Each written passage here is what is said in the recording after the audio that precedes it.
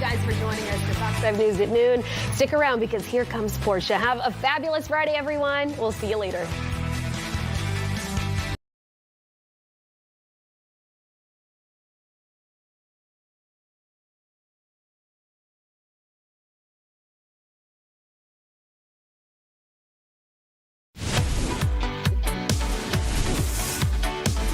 And happy Friday, everyone. Thanks so much for joining us for Fox 5 News Live at 1 o'clock. I'm Tyler Fingert. I'll be with you for the next hour as we talk about our top headlines that we're tracking here in the Fox 5 Atlanta newsroom, and also the weather and everything you need to know ahead of the busy weekend ahead.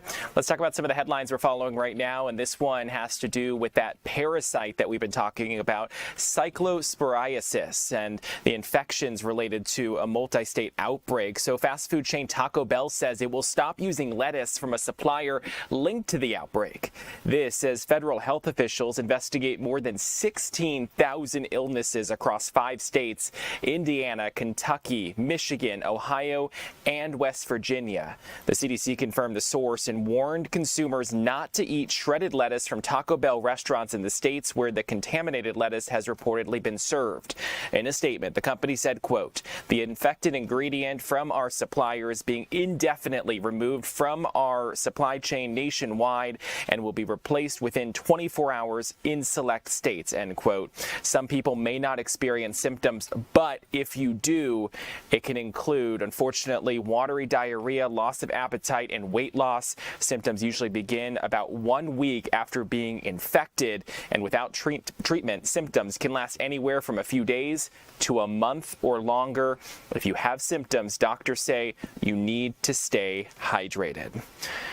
Let's bring you back into our newsroom now. We are following a developing story just south of us in Mexico. So you're taking a live look at the USGS map. So that is the U.S. Geological Survey. So we know that a strong earthquake struck the southern Mexican Pacific coast this morning, right on the border with Guatemala, and was felt from Mexico City to El Salvador. Authorities have not immediately reported any severe damage or casualties in the country, but the USGS is saying that this specific quake had a magnitude of 7.3. So that is a pretty big quake, and you can see that map how far the shaking could be felt, especially the most severe shaking right there. In the area where this struck, the tremor began mildly but gradually intensified. In Guatemala City, the earthquake frightened residents because of how long it lasted. In Mexico's capital, buildings in certain areas creaked and shook. The Mexican president said the preliminary reports showed no damage. The Navy, though, of Mexico recommending people stay away from beaches for 6 hours because of a tsunami risk. We are working to get live pictures from the scene there. Just as soon as we do, we'll try to bring them to you right here on Fox 5 News Live at 1 o'clock. Obviously, an earthquake that big can be catastrophic, but they say initial reports show no damage according to the folks in Mexico. But we're going to stay on top of this, and as soon as we get more information, we'll bring it to you. As we come back into our newsroom on this busy Friday afternoon, let's check in with our assignment manager, Tanya Mendoza, who is standing by at our assignment desk with a check of some of our top stories. Hey, Tanya. Our reporters are all over the metro area. We are working on several stories right now. Let's start with Hall County. There was a homicide, breaking news in Hall County. I think it was like after midnight last night. Hall County deputies are still searching for a man they say shot a woman to death at a convenience store on Mountain View Road. Officials believe it was targeted. Fox 5's Denise Dillon is in Hall County, and we actually have an interview with the store owner. Let's listen to that soundbite, Tyler. Yeah, she's a customer. My wife watched the video. He's my regular customer. She work on the salon. She work my very regular customer. She coming twice a day. Yeah. Wow, Tyler. So yes, we'll have an update on that story. Denise is out there, and if there's an arrest, she will let us know, and we'll keep you posted on all of it. Yeah, an incredibly tragic story. We heard most of that interview during our 11 a.m. newscast. Kim Leffler had been out there all morning on Good Day Atlanta, and it's just startling that something like this would happen, but police are working to get to the bottom of this and make an arrest. Yes, definitely. And hopefully Denise will have more on that for us throughout the day. I know that it's a big story over there right now, and we've been following it, like you said, with Kim overnight and Denise throughout the day. Let's talk about this story that happened over in East Point a few days ago. There was an aggravated assault, which is a person who was shot, that occurred on July 15th near Washington Road and Camp Creek Parkway. A 75-year-old woman by the name of Dorothy Gordon, who routinely visits the area to distribute food to the community, was the victim in this case. The incident was first dispatched as a fall injury, but East Point Fire Rescue upgraded it to a person shot after discovering the gunshot wound. Upon the arrival of East Point Police, the victim was already inside. I guess the victim was at Grady Hospital, and that is where Angelique Proctor is right now, awaiting an interview with her son. She will have more on that story later. It sounds like she distributed food in the area and was loved in the community, so people in that area are very upset about this shooting. Tyler? Yeah, and that's certainly understandable, especially someone who's trying to do good in our community, unfortunately shot. Let's talk about this now. There's a cold case. The missing Decatur woman has been identified. What can you tell us about this one? Okay, so yeah, this I got a call from the Broward County, Florida PIO earlier in the week, and he sent over all this information.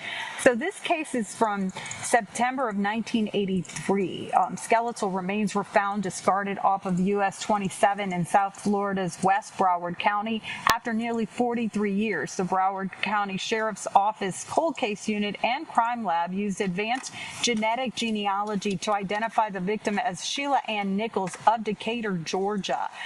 She vanished in May of 1983, so she had been missing for that long, and investigators discovered Sheila's sister had also vanished around the same time. The sister actually was recently located alive and reunited with her family, but Sheila's murder remains unsolved, and that's what they're looking for more leads on. Detectives are seeking any information from the public in South Florida or Georgia to find her killer. Ray Yedena is working that story right now. He's trying to track down Sheila Nichols' family members here in Georgia. He's going out to the neighborhood where she disappeared from. So we'll have much more on this story throughout the day. Tyler? Yeah, I know he's working on that right now to try to bring us an update later on here on Fox 5 News Live at 2 and 3 o'clock. Tanya Mendoza at our assignment desk, thanks so much for the update on the stories that we're working on today. Let's talk about this one, because this is a story that certainly had grabbed our attention since we found out that President Donald Trump was going to be holding a primetime address on Thursday. So last night, he delivered what he calls really big news related to election security from the White House. So the president alleges new evidence of interference in the 2020 election. The White House says the new findings come from the Office of the Director of National Intelligence. The president has long alleged without evidence there was fraud in the 2020 election. Numerous audits, though, and recounts have turned up no evidence of wrongdoing. The People's Republic of China carried out what is believed to be the largest compromise of election data in history. China's activities even included an attempt to manufacture illegal ballots for Joe Biden. And so the president has been pushing Republicans all year to pass the Save America Act. The bill includes a national voter ID law and requires a birth certificate to prove citizenship to register to vote. Democrats say the president is trying to cast doubt on the upcoming midterm elections in November. And let's talk about this. So President Trump did not mention Georgia in his speech, which was widely expected to include Georgia, because we had heard from sources that Georgia was going to be a topic of discussion, but that did not happen last night. But for nearly 6 years, he has maintained the state was stolen from him during the 2020 election. The president and his allies filed multiple unsuccessful lawsuits trying to get the results overturned. He also leaned on state officials, but still wasn't able to change the outcome. The president ended up getting indicted for alleged election interference. That indictment was later thrown out, and earlier this year, FBI agents seized hundreds of boxes filled with ballots and other election data from the Fulton County Elections Hub. You thought that there were issues with the 2020 election before. I think you certainly are going to have more reason to believe that. We must win in November in such convincing margins so as to not allow the president to step in and say there was some form of cheating. And so after the president's speech, Georgia's Secretary of State Brad Raffensperger released a statement that said in part, quote, "The Peach State remains the gold standard for those who want secure, accessible, and fair elections." There you go. And as we come back into our newsroom, or now let's take a live look outside at the beautiful Atlanta skyline on this fabulous Friday afternoon. You can see some blue clouds, blue skies peeking through and plenty of clouds in the sky. Let's get a check of the forecast with Fox 5 Storm Team meteorologist Lauren Robinson. You know, I said that wrong. Blue clouds wouldn't be too bad. That would be pretty, you know what? I would love to see it. That would be pretty cool to see. Is that possible? I don't think so. No. It's gray and white. Sure, I guess it would depend on maybe some reflection, I would think, but yeah, not likely. Not a thing that we could really count on seeing some blue clouds. But let's go ahead and take a look at our temperatures because it's going to be hot and humid again. So the theme for today and through the weekend, heat, humidity, and storms. We're going to continue to watch for all three of those items. Now, we're not going to see a complete washout this weekend, but through the next few afternoons, you certainly want to watch for the possibility for a pop-up storm overhead. Now, we take a look at these current temperatures. Most of us are in the upper 80s, but take a look off to the east there where those temperatures are in the 90s, 91s in Covington and in Eatonton, 92 in Athens. We're even seeing 90 down in Thomaston, but where we're seeing those temperatures a bit warmer off to the east. Once you factor in the humidity and take the heat index, those areas feel like the triple digits. It feels like 100 in Athens as well as down in Thomaston. It feels like 102 in Eatonton, 106 in Covington. It feels like 97 in downtown Atlanta. So of course it's hot all across North Georgia, but off to the east we do have a heat advisory in place through 8 p.m. and these are the areas that are going to be dangerously hot. It's going to be the areas off in Tan, east of Atlanta, mostly going to be through Athens, Covington, Eatonton, those areas. We're going to see heat index values up to around 108 degrees. You really want to make sure that if you do have those outdoor plans, you stay hydrated. Make sure you seek that shade and shelter whenever necessary. And you don't want to have those strenuous outdoor exercises as well. So if you have a sports practice maybe this afternoon in those areas, you want to keep it brief and easy. Now, we move over to our Viper radar because here's the other aspect, those storms. And these are really growing across portions of North Georgia. You'll see they're very isolated. The vast majority of North Georgia is nice and dry, but these couple of areas getting these storms, well, they're growing. We're seeing lots of lightning and thunder. We're seeing some heavy downpours just in these couple of areas here, and I'm sure we're likely seeing some flooding as well, so we're going to continue to monitor that. Outside of those couple of areas getting the earlier round of storms, the rest of us could be seeing some storms through the rest of this afternoon, and that does include downtown Atlanta, where if a storm pops up overhead, it's going to look like those storms we just looked at up north, where we're seeing those heavy downpours, lots of lightning and thunder, and then maybe even some damaging winds. So once those winds become a bit heavier, that's where we're going to watch for maybe some severe thunderstorm warnings to attach to them. But as we go through the weekend, that's where we're going to see more of those afternoon showers and storms. They're going to continue to be pretty isolated and mostly non-severe, but you can't rule out the chance for maybe a severe storm due to those gusting winds up to around 60 miles per hour. Outside of that, though, let's take a look at this 7-day forecast where the temperatures are going to remain pretty constant. Each afternoon, we're in the low 90s. It's going to feel like the middle to upper 90s, and each overnight, we only fall into the middle 70s. The only thing you're going to be watching for each day will be pop-up storms and where they land, because we will be expecting them kind of peppered across northern portions of the state through the weekend. Heat, humidity, and no blue clouds. Lauren, thanks so much, and we'll be right back after this.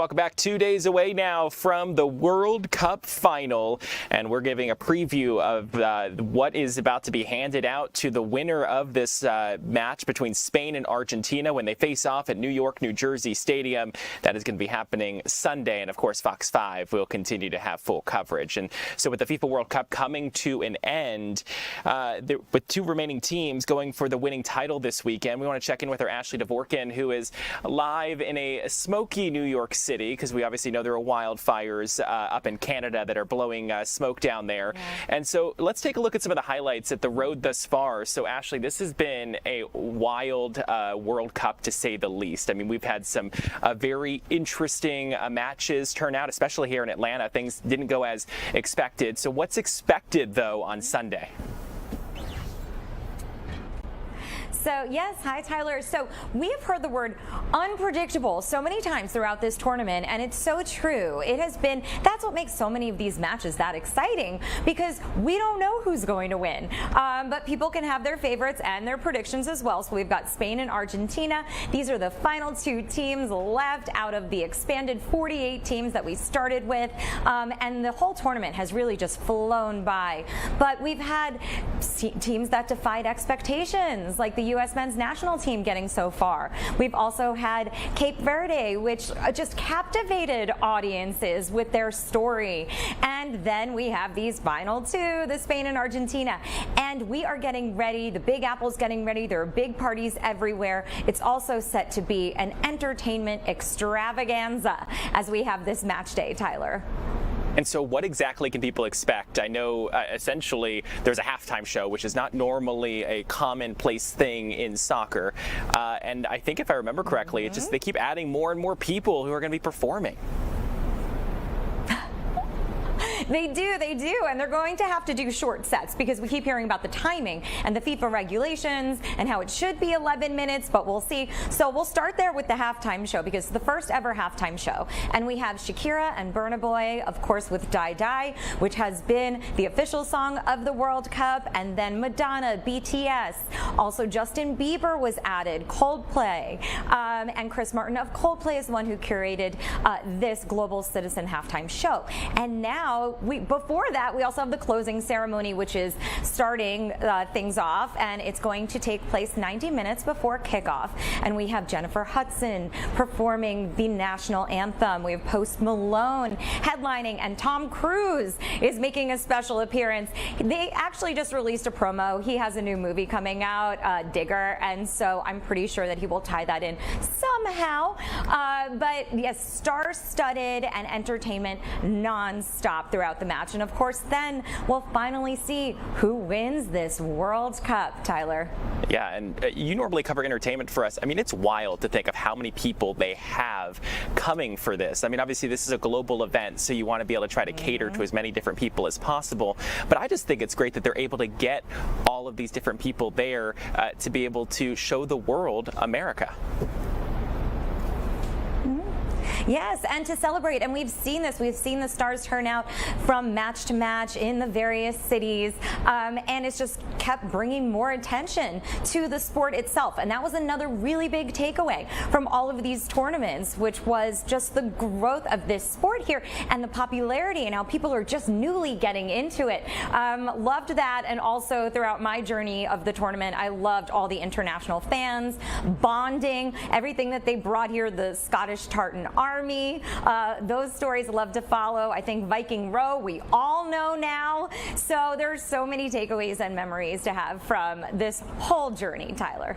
So I'm pretty sure probably every major city has a big watch party coming. I know here in Atlanta, Piedmont Park is going to be a place people can gather to be able to watch this big, massive final of the World Cup in North America. Are there any big ones up in New York City for those who may not be able to get that coveted ticket for the match at New York, New Jersey Stadium?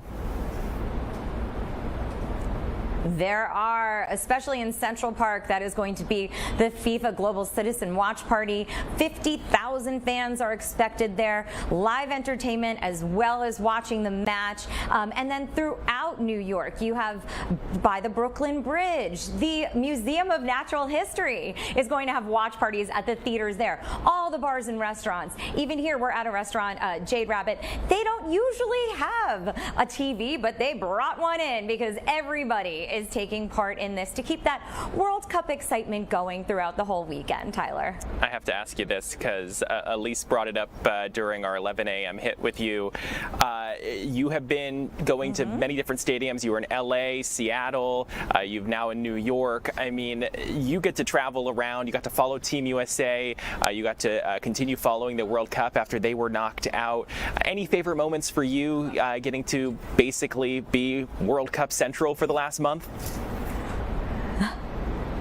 It has been so exciting for me, and as you know, I usually do entertainment, and so going into sports, this has been a lot of fun. I said it's my sports reporter era, and I'm having a blast. And I will say some of the moments that I had at Seattle Stadium when I was in the fan zone and really immersed with all those fans, the U.S. and Australia fans, and everybody was around and they were cheering and singing. I just felt like I was really just immersed for the most part there, and then going into the stadiums too and getting to watch the match and be with the crowd as they were cheering the team on, as they were cheering the U.S. men's national team on throughout, when they would just start a song and it would, you know, just go around the stadium. Those are the moments that I will take with me. So I had so much fun covering this entire tournament and getting into soccer myself, I will say, Tyler. Sports reporter era. So entertainment reporter Ashley Dvorkin and sports reporter Ashley Dvorkin. We got both of it today, talking about the actual match and also talking about all the entertainment and the star-studded lineup that is coming for the halftime show. Ashley Dvorkin in New York, thanks so much for joining us. I do appreciate it. Yeah. And as we continue on here, as I mentioned during that hit with Ashley, we were talking about some of the ways you can watch the World Cup final on Sunday. Piedmont Park is going to turn into a soccer lover's dream, and this historic summer is not over yet, but there's going to be that final massive celebration this weekend. Piedmont Park is hosting what is being called a celebration of soccer and sound, a free festival aimed at keeping the city's newfound soccer momentum alive. It'll be headlined by Atlanta's own Ludacris and feature screenings of the World Cup final. For those heading to the celebration, MARTA is running extra trains to avoid Midtown traffic. The event is this Sunday at Piedmont Park from 11 a.m. until 8 p.m. So if you're looking for something to do, that might be a good place to go to be able to take in the match with fellow soccer fans or even newfound soccer fans. And let's talk about this. So we know that Atlanta is on the world stage, or was on the world stage, for the 2026 FIFA World Cup, and that came exactly 30 years after we were on the world stage for the 1996 Summer Olympics, when we got to host the world for the Olympics. And so this weekend apparently marks the 30th anniversary of the 1996 Summer Olympics that forever changed this city. And to celebrate, a special screening of the award-winning documentary The Games in Black and White is happening this Saturday. And our Elise Edie has more from the man behind the film. Let's take a look. Congratulations on this. Oh, it's just been a thrilling experience. 37 years ago, I was hired to write Atlanta's Olympic bid, and then finally to have a chance to tell the story of Billy and Andy and everything they did for our city. It's just been remarkable. And to win 4 Emmys, well, that was quite cool. Right, we got to talk about that in a moment. But first, I want to get into this. I mean, what made you want to tell this story? You know, you were there those many years ago, so you saw what happened. You were a part of all that. So no, I had a front row seat to history. And, you know, I moved to Atlanta in '73 from Philadelphia after college with my wife and young son to sort of be at the epicenter of social change and be part of the civil rights heritage of this city. When I got hired to write the Atlanta Olympic bid in 1989, I had no idea it was going to tie in and sort of fulfill those aspirations in my personal life. And yet, there I was working with Andy Young and Billy Payne, and I watched how they went out before the whole world and embodied the racial harmony of the American South. You know, I say that they formed the greatest, most successful partnership, black and white partnership, in the American South in the civil rights era. And so from that moment, I knew I was part of history. It took 30 years before we finally found the way to tell the story of the film. So, you know. Yeah, well, it even given what you just said, I'm pulling out obviously the title, right? The game's in black and white. There you go. Goes along with all of that. But what was it about this friendship and this relationship that was so significant, not just to you, but to everyone? I mean, this is something that's well known and talked about. But what made you, decide to make this as the epicenter of the documentary? How'd you do it? How do you tell that story? You get Billy and you get Andy on camera. Yeah. You put the two of the first shoot we had Billy in the morning, then we brought in Andy, they did it together, then we finished with Andy. And when you put the two of them together, they're genuine friends. Mm-hmm. So you feel the warmth between them, and they know what they did. I mean, it was a long shot. Nobody believed that Atlanta could win the games. We were up against the prohibitive favorite, Athens, Greece, which had hosted the 1896 games, the first modern Olympic Games. So 100 years later, they felt they had a right to the games. Mm-hmm. Yet Billy and Andy were telling a story about the American South, and they both represented such diverse and different things about the South. Billy was raised in the segregated South, played football at the University of Georgia when no black players were allowed in. Mm-hmm. Andy, a civil rights icon, right-hand man of Martin Luther King Jr. Putting the two of them together, as one of the reporters that we interviewed, Jim Moody, says on camera, I think Atlanta had a great 1-2 punch out there with those two guys, and we did. Yeah, and we did. Very much so. Very much so. So I love that we actually hear so much from them as part of this, but those aren't the only voices that we hear. So who else will we hear? We hear from Shirley Franklin. Mm-hmm. Shirley is a master storyteller, and of course we hear from Charlie Battle, we hear from Cindy Fowler, we hear from Ginger Watkins, we hear from Linda Stevenson. 4 of those people were part of the Atlanta Nine, the group that supported Billy and Andy in this great quest, put their lives on hold to bid for the games. We hear from MLK III. We hear from Martin Luther King III about his protest against the start of the construction of the stadium. He didn't feel like ACOG was paying enough to the workers. So it held the stadium up for about a week, and he finally passed the vote. We hear from many of the people who are behind the scenes. We hear from a couple of athletes. We hear from the world's greatest athlete, Dan O'Brien, who won the gold medal in the decathlon during the games. We hear from Janet Evans, who carried the torch up the ramp and lit the torch of Muhammad Ali. We hear that special moment from her own personal recollection.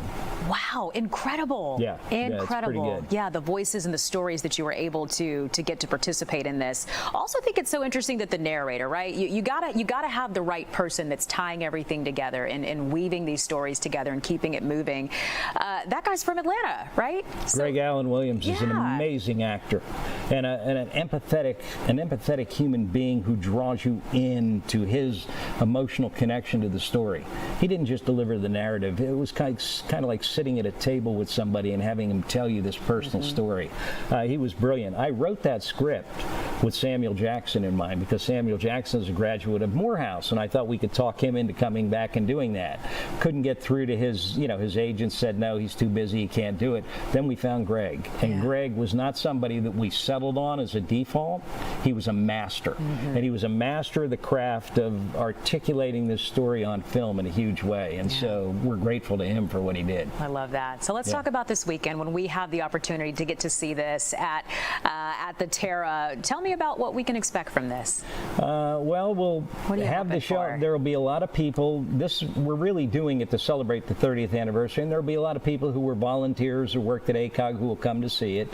But also Charlie Battle, one of the original members of the Atlanta Nine, and Brad Copeland, who designed the Olympic pin, the bid pin originally, and then became the design director of the look of the games. The two of them will be there for a Q&A after the showing, so we can recall personally some of the memories that they have of their Atlanta 1996 experience. Yeah, it's going to make it even more special. It will. Yeah, a very personal touch. Yeah, it's going to be very personal. And, here's something for you. We're going to give everybody who comes to the showing tomorrow a memento, which is a pin, an Olympic pin with a poster of the film on it. George, and thank you. Elise, I hope you wear that with pride. I appreciate this, and I will. Thank you so much. Job well done. I mean, we've got to wrap this up, but you mentioned, did you say 4 Emmy? Yes, it won 4 Emmys. Emmys. That's amazing. amazing. They won for Best Documentary. Yeah. They won for Best Editing, Best Writing, and Best Motion Graphics. Oh my gosh, that's a huge deal. And I know you don't need the pat on the back, but it probably feels so good. All the work, all the years, everything that went into making this happen for it to be recognized in that way. Being here with you this morning and having a chance to talk about it, Elise, it does feel good. Thank you. Well, I'm happy for you, and congratulations on all this, George. All right, so we have the opportunity this weekend, the special 30th anniversary screening of the games in black and white. Well, that's tomorrow at 1:30 at the Terra. And for a link to tickets on that, you can head to fox5atlanta.com and look for the viewer information story. And while you're there, you might get your hands on one of these pins that George brought in. Very, very nice. We appreciate it. And the time now 1:30 on this Friday afternoon. We know kids are going to be heading back to the classroom in just a matter of weeks. So we're going to be talking about the things that they need to be prepared. We're talking about the supplies. We're back in just 2 minutes.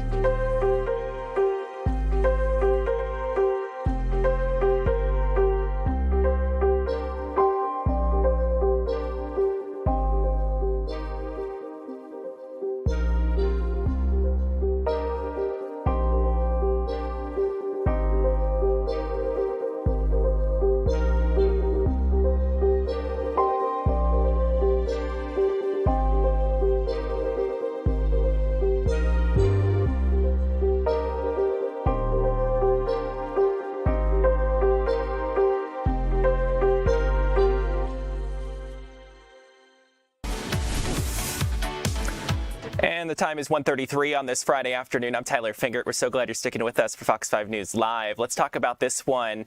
First, let's take you live out to, I believe this is going to be Chicago or New York. That looks like the Empire State Building that I'm looking at right there. So let's talk about this. So we know that in certain parts of the Northeast, we are seeing heavy smoke because wildfires in California, unfortunately, are pushing that smoke down to the Northeast and also into parts of Canada as well. Now, Canadians say they are starting to feel the effects of breathing in that smoke. Canadian officials say that the air in Toronto is, quote, very harmful to breathe. It can be dangerous even for a young and healthy person to exert themselves with this air quality. And so officials are asking everyone to reduce strenuous outdoor activities. The city has closed all outdoor pools and moved many summer camps indoors. A lot of people are walking around in masks to protect themselves from the air. Nearly 900 wildfires are raging across Canada.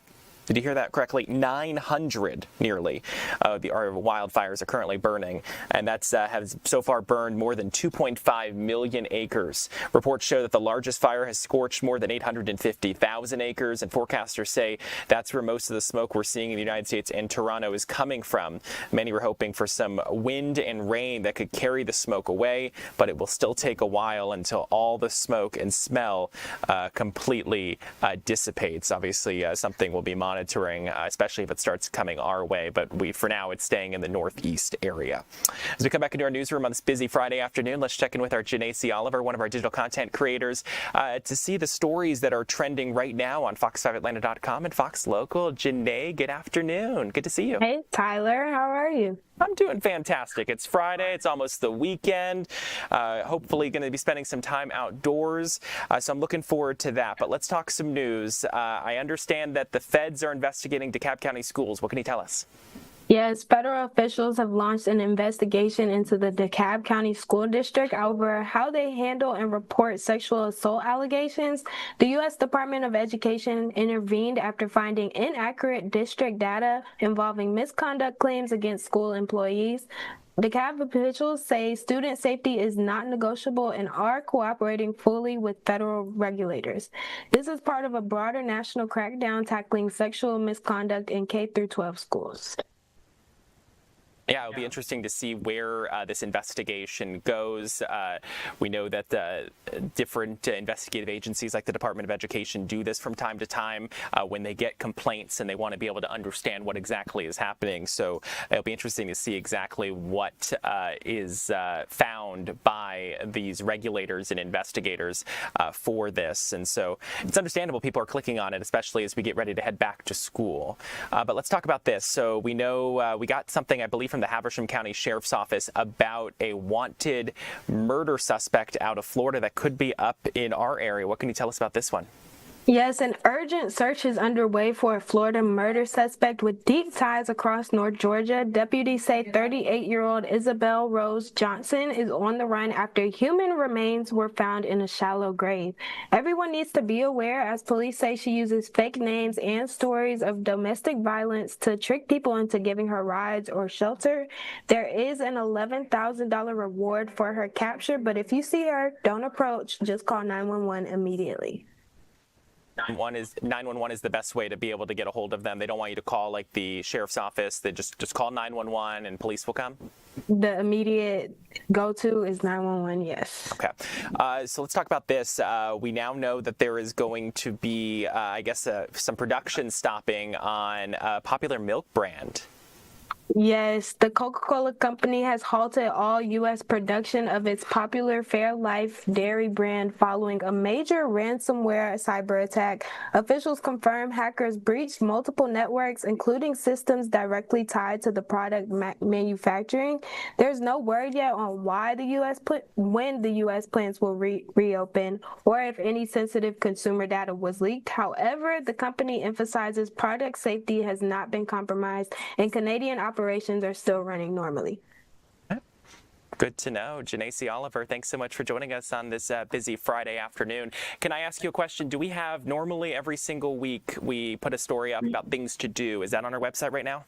Yes, we do have a things to do list up. There's so much going on this weekend in Atlanta. We have a lot of artists coming to share their live music entertainment with us and just a lot of things to do in the community, family friendly, everything.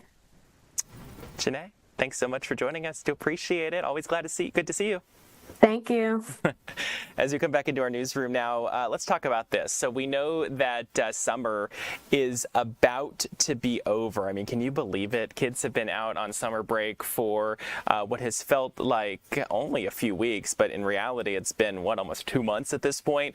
Well, in the next few weeks, they're going to be heading back to class, and that also means getting prepared for the supplies that they'll need to be successful for the upcoming school year. So I was able to talk with Mark Matthews. He's a chief economist with the National Retail Federation about all of this yesterday. I want you to take a listen to what he told me. Mark, thanks so much for being here. A new survey from the National Retail Federation shows families are shopping earlier than ever for back-to-school supplies. What is driving the trend this year?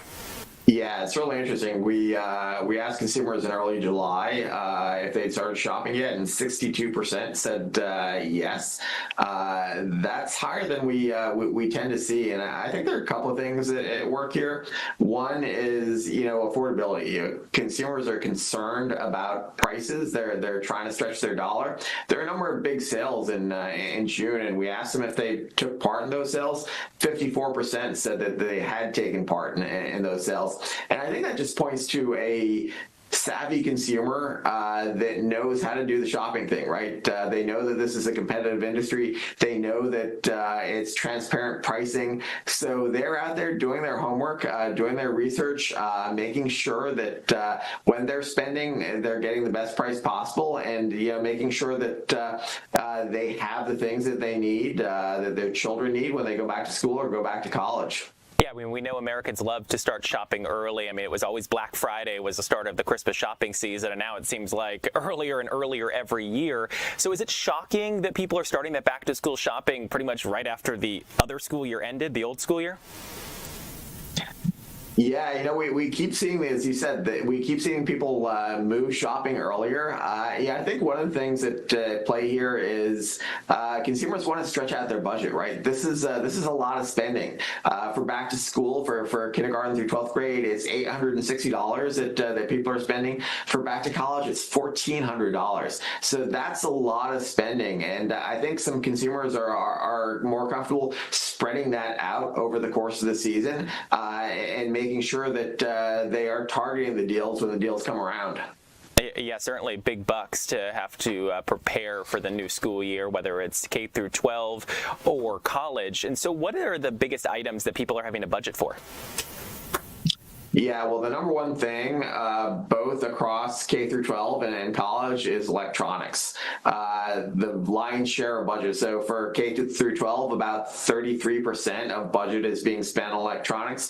For back to college, it's 25%. $40 billion in total going towards electronics. So computers, laptops, accessories, all those things that students need these days in order to compete. So that's where a lot of the money is being spent, but also on things like apparel, shoes, and for back to college, dorm furniture.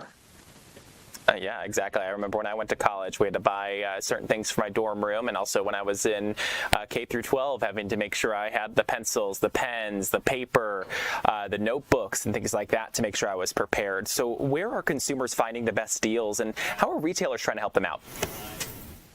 Yeah, what's interesting is, we've seen, 10 years ago, there were a few predominant channels where consumers would shop. Nowadays, we're seeing them shop everywhere, right? Whether that be online, whether that be in store, across discount, across, department stores. So, and that goes back to the notion that this is a savvy consumer that isn't just going to do all their shopping in one spot. They're doing their research. They're making sure that they're getting bang for the buck when they're out there spending. Yeah, Mark, for families who haven't started that process of shopping for back to school, we know in some places across our area in the next several weeks, their students are going to be heading back to the classroom. Any advice for them on how they can kind of stretch that budget? Yeah, 100%. I think do your research is the number one thing. Go out there. There's lots of ways to comparison shop. Make sure that you're getting the best price. I always tell people though to make sure that they download those retailer apps, because a lot of times you will get discounts, you'll get promotions pushed at you through those apps. And also, we live in the age of technology. AI is a tool that more and more people are using. Use AI to help you plan your approach to back to school, and make sure that you're getting the best deals for your kids in order to get them back to school with the things that they need. And where can I find some more information, or where can people find some more information about back to school shopping? Sure. If you come to nrf.com, we have a whole section on back to school with lots of data, lots of insights. So please come check it out. Mark Matthews, Chief Economist over at the National Retail Federation. I appreciate you joining us.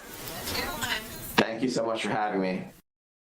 Important conversation to have on a time like this as people are getting ready to head out and buy their supplies, or in some cases, clearly a lot of people are already doing that. And as back to school shopping continues during this, what feels like, I guess, according to the National Retail Federation, a several month-long period as people do it earlier and earlier, the Salvation Army of Gwinnett County is asking folks to also consider donating to local students who might need some of those supplies to be able to have a successful school year themselves. So our Maria Guzman is live at a Stuff the Bus donation drive in Lawrenceville this afternoon. Maria, good to see you.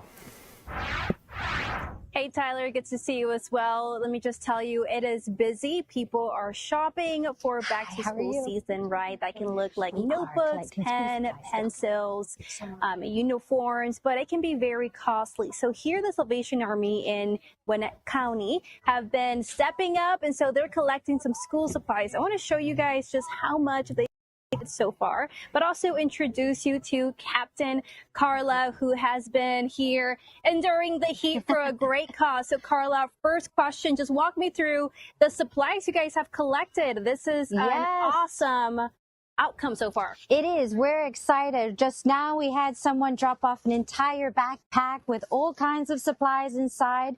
Crayons, books, notepads, pencils. We've got glue sticks, and we've got scissors. We've got even some boxes to put all our things inside, and we have Kleenex. We have all kinds of things and all wonderful school supplies that many of our community need. Yeah. How big of a help are these supplies going to be for students, but also teachers? Because a lot of the times it also falls into the teacher to kind of pick up the need in the classroom. You're right.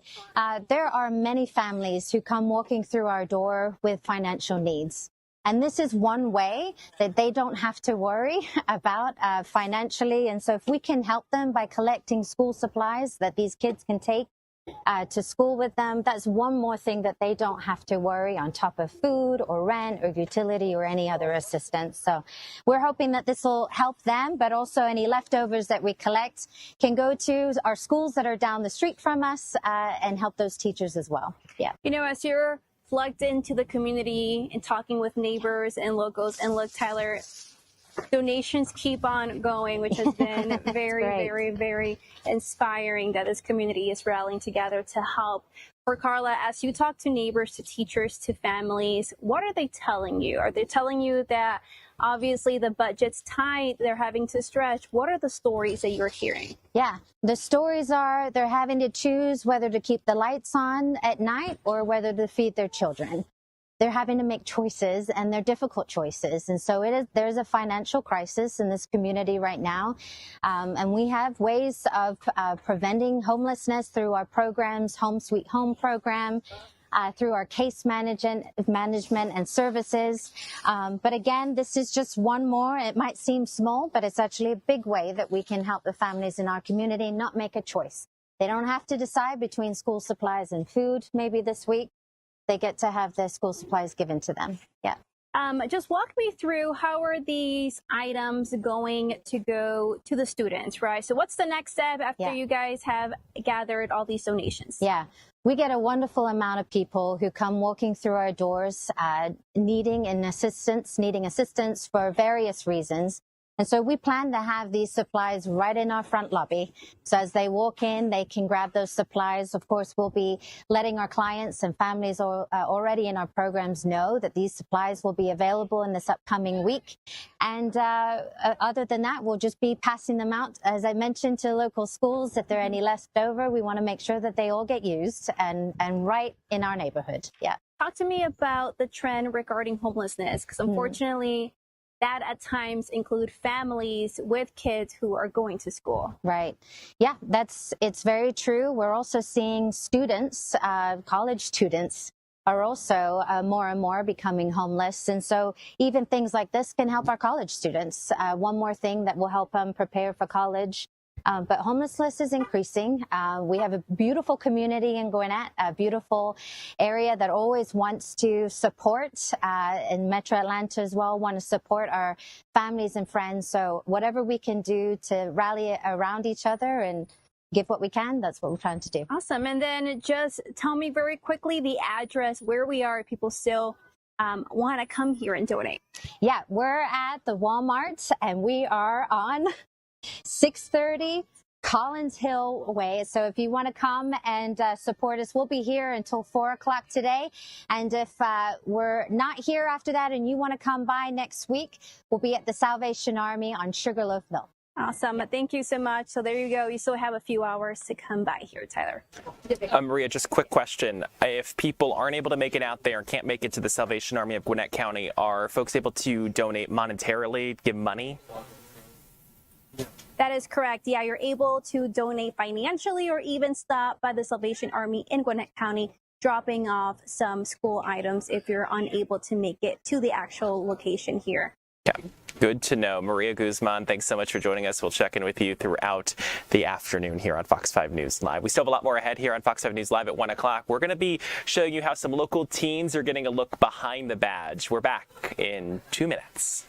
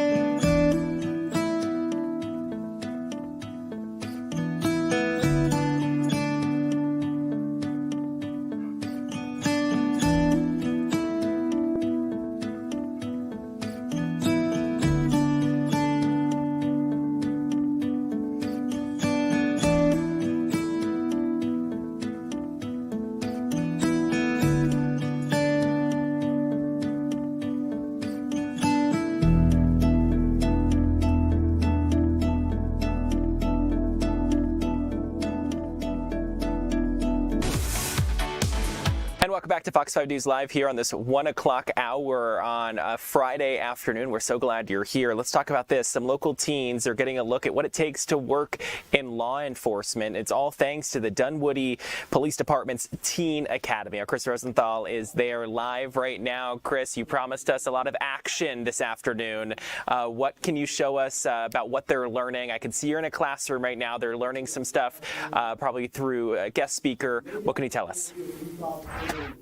Yeah, right now they're actually getting ready to go through their graduation ceremony here. Some of their parents have come by. This is the culmination of a week worth of training here at the Dunwoody Police Teen Academy here, and they actually just wrapped up with one of their final sort of seminars, if you will, on traffic stops. Really something to watch them go through that experience, and seeing the difficult decisions that police have to make. I'll just kind of pan around and show these students here. They're sort of getting their last speeches here as they get ready to go through their graduation ceremony here. And I've got Sergeant Michael Cheek here with Dunwoody Police Department. And tell me, this week, what have these students been through, these teenagers been through this week? Well, they've really gotten a crash course on what it's like to be a police officer. They've learned all different facets of our job, everything from the medical training that we've gotten to use of force training.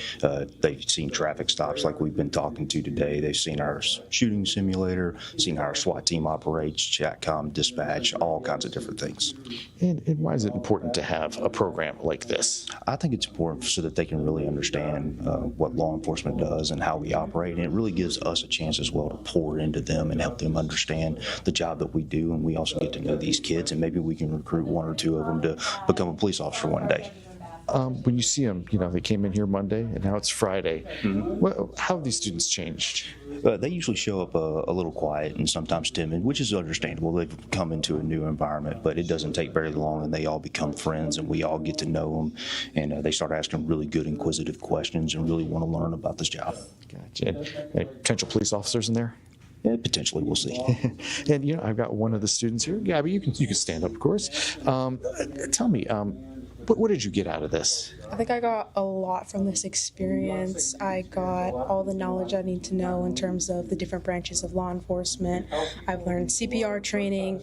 I have learned about when and when not to use deadly force. I have, of course, the traffic stops and just things that you can do that will help officers feel more safe and have you being safe as well.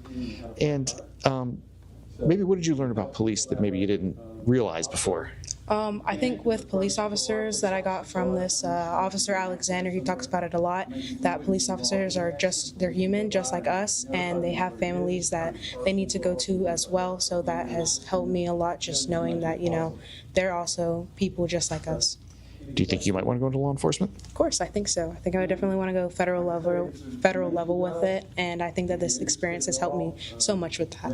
It's a great start for sure, and I'll hang with these students here through the afternoon. Again, they're wrapping up. They're here. Some of their parents are here, filing in, proud parents, and ready to watch these teenagers. 14 of them graduating here at the Dunwoody Teen Police Academy here. Chris Rosenthal and Dunwoody, thanks so much for joining us. And thank you guys for joining us for Fox 5 News Live at 1 o'clock. I'm Tyler Fingert. I hope you have a great rest of your day and a great weekend. We're back in just a few minutes with Fox 5 News Live at 2 with Ariel Onstadt.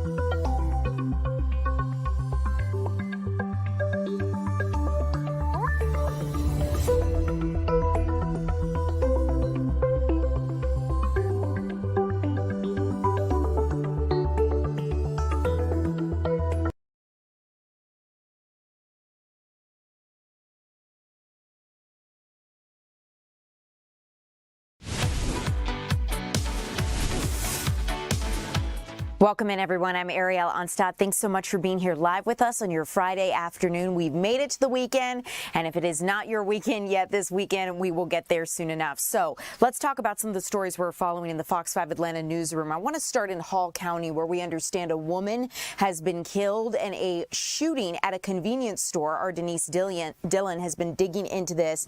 And Denise, am I correct in understanding this was a targeted shooting? That's what investigators are saying, and from what family members have told me throughout the day, they seem to agree. This shooting happened around 10 o'clock last night, right outside this convenience store on Mountain View Road here in Hall County. The owner of the store said that he wasn't here at the time, but he watched surveillance video, and he told Fox 5 that after the woman was shot in the parking lot, she ran into the store, and the gunman followed her into the store and just continued shooting. I have been inside this store, and there is blood splattered around the store. There was also a trail of blood leading toward the back. There's a glass door to one of the coolers that was shattered, obviously shot. The owner said that the woman was a regular customer here. Yeah, she's a customer. My wife watched the video. Is my regular customer. She work on the salon.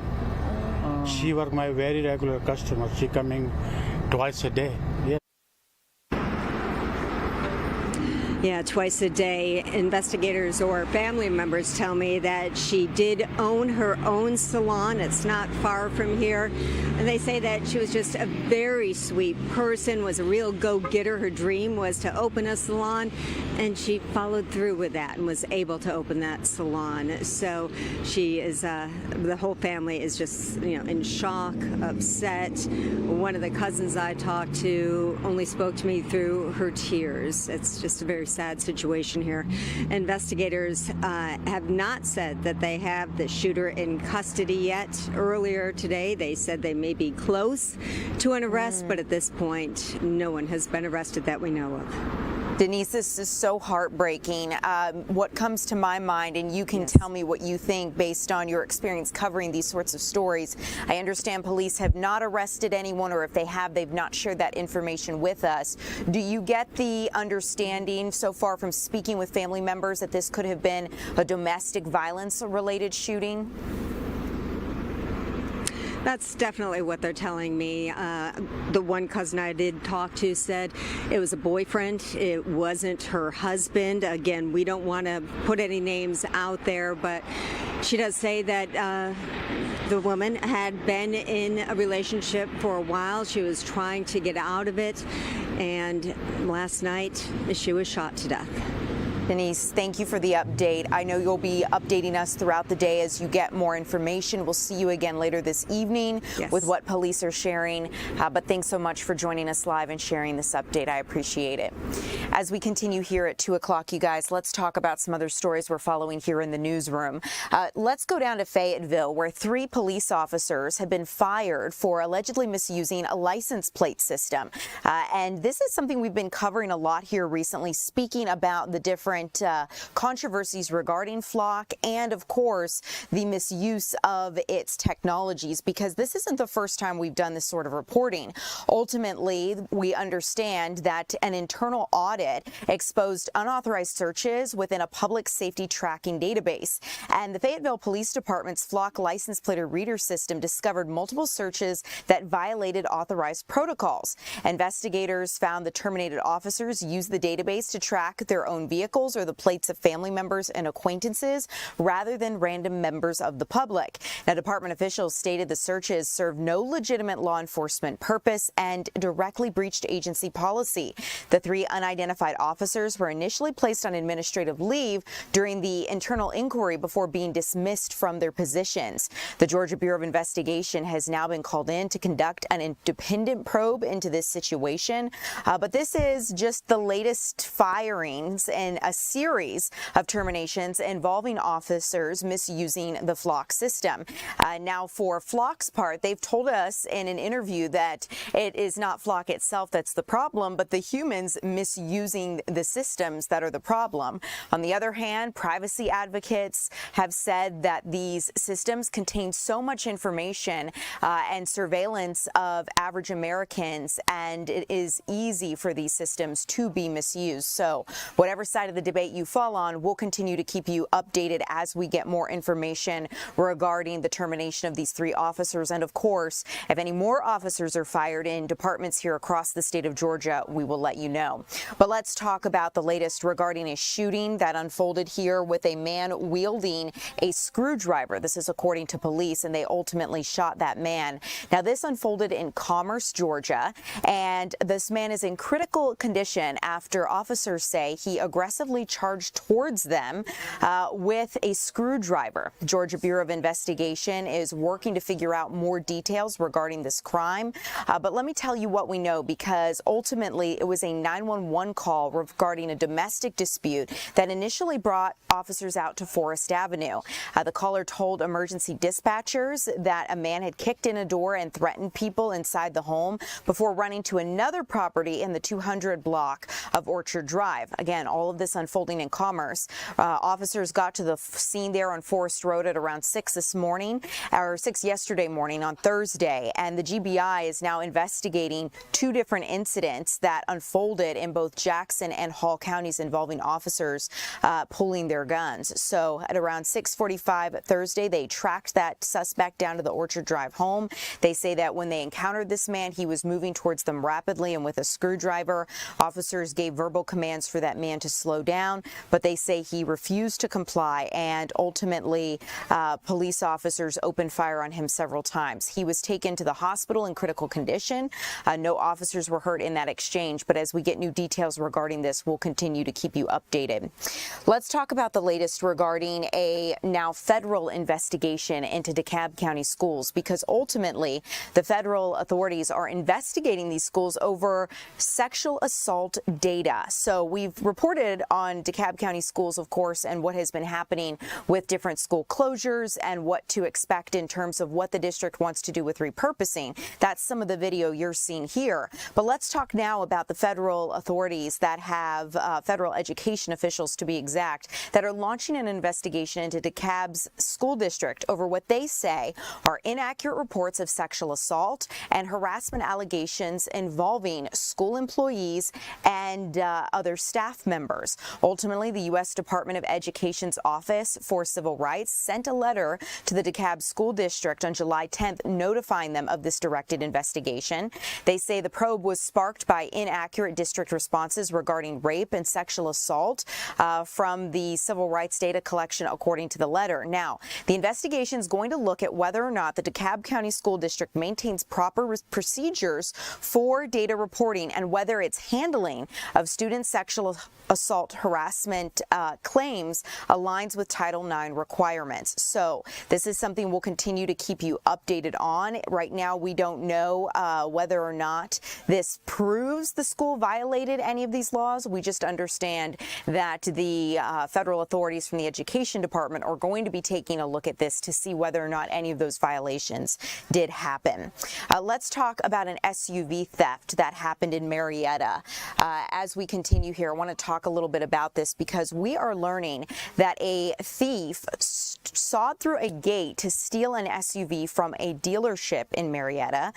You can see this is actually pretty bold. Taking a look at some of this surveillance video, he was able to drive off with a luxury SUV, and police are ultimately searching for a masked man who sliced through a chain on a heavy metal gate and drove off with a $100,000 SUV.